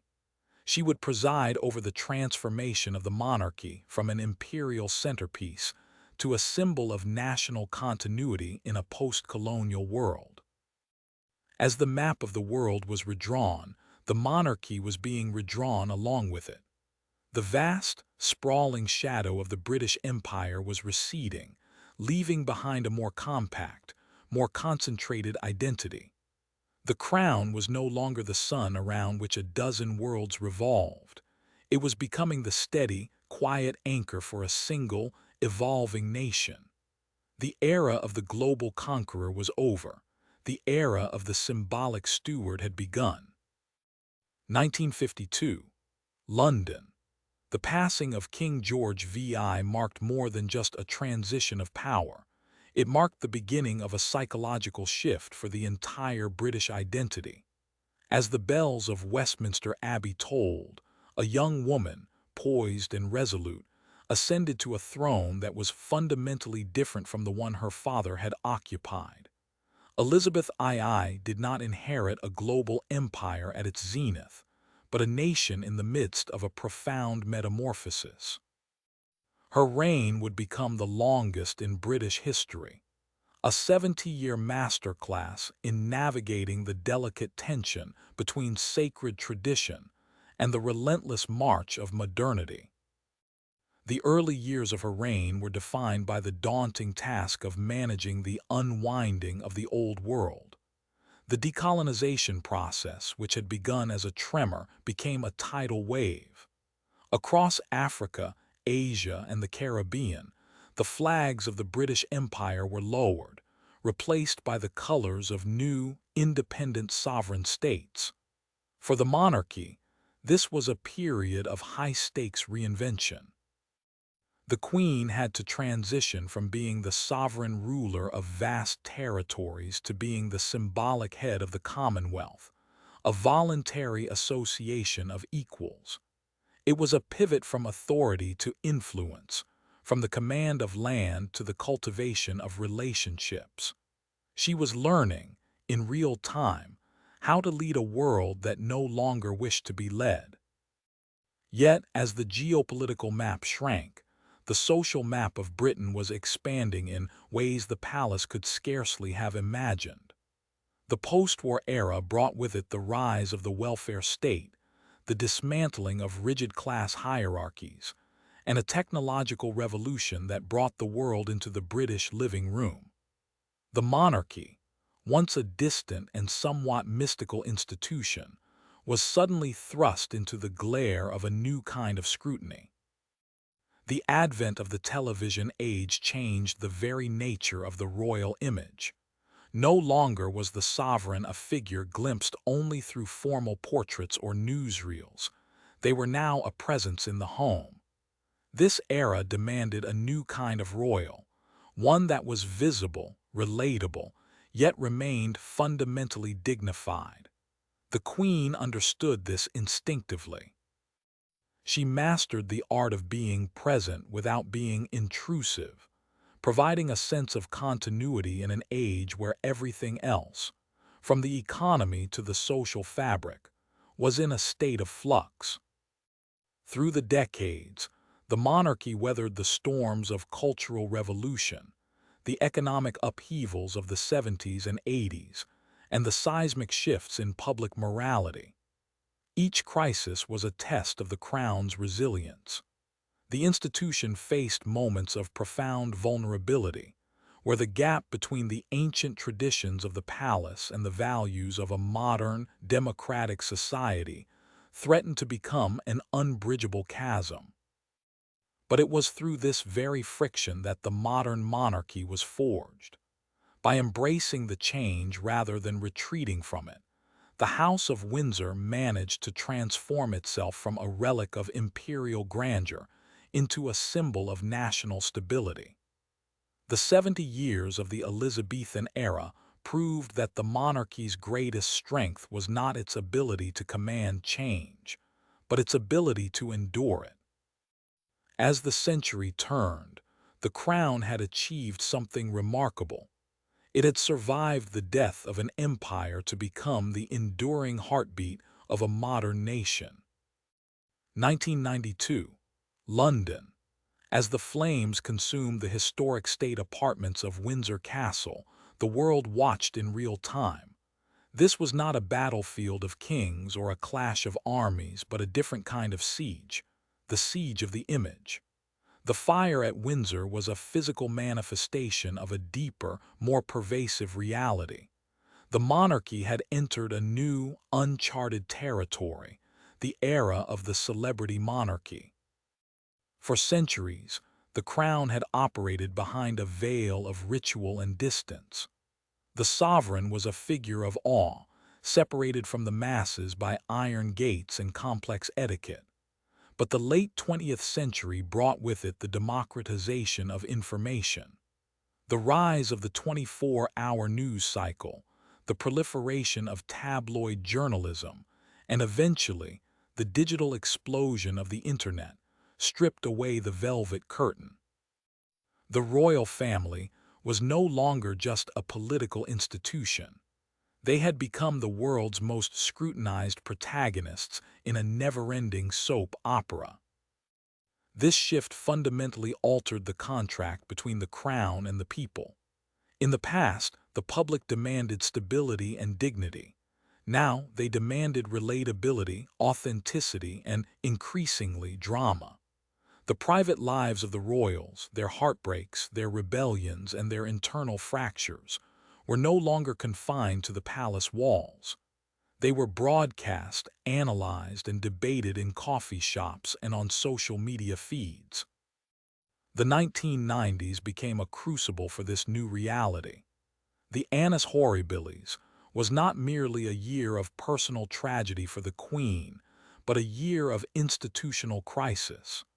The public gaze had become surgical, dissecting the marriage of Charles and Diana with a ferocity never before seen.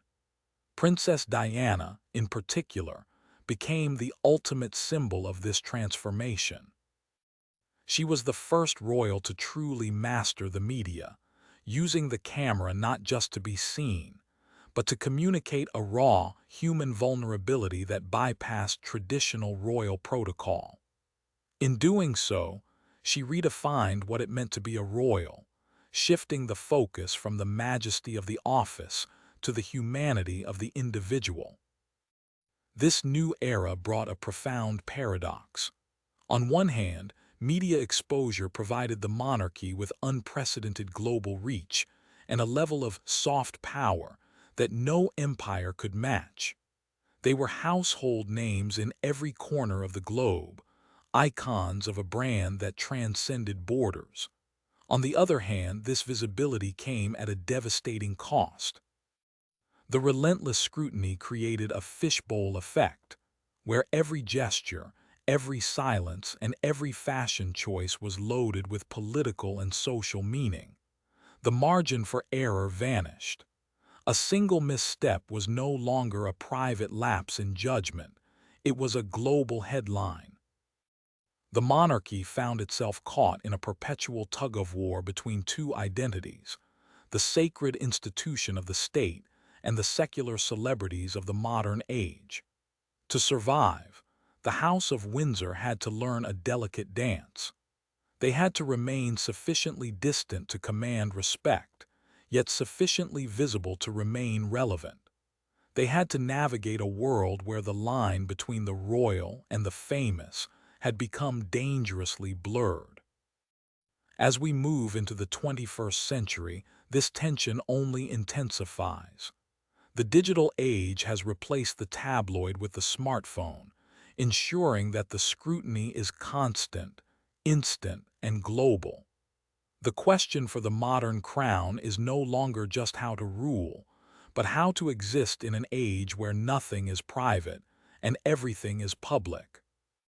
September 8, 2022, Balmoral, Scotland. A sudden, profound silence fell over the Scottish Highlands, a silence that signaled the end of an era. The passing of Queen Elizabeth II was more than the death of a person. It was the conclusion of a 70-year chapter of unprecedented stability. For much of the modern world, the Queen had been the one constant in a sea of geopolitical upheaval. She was the anchor. But as her reign drew to a close, the question shifted from how she had survived the changing tides to how her successor would navigate the storm. The transition to King Charles III was not merely a change of personnel. It was a profound metamorphosis of the institution itself.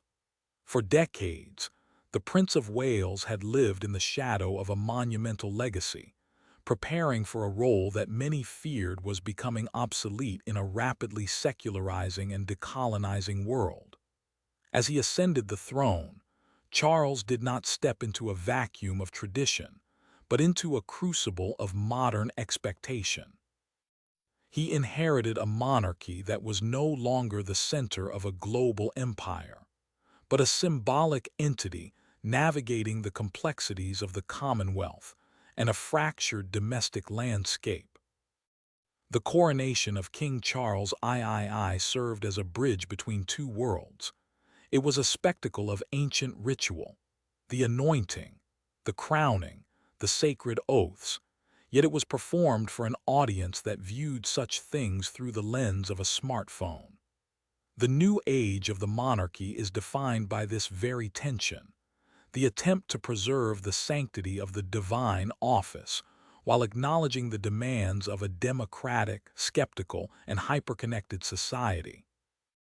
Charles brings to the throne a different philosophy than his mother. Where Elizabeth was the embodiment of duty through stoic silence, Charles has long been a monarch of engagement, a champion of environmentalism and social conscience. This marks a shift in the royal brand. The crown is moving away from being a passive symbol of continuity and toward becoming an active participant in the global dialogue. But this is a dangerous tightrope walk. To engage too deeply in the politics of the day is to risk the very neutrality that protects the crown. To remain too detached is to risk irrelevance.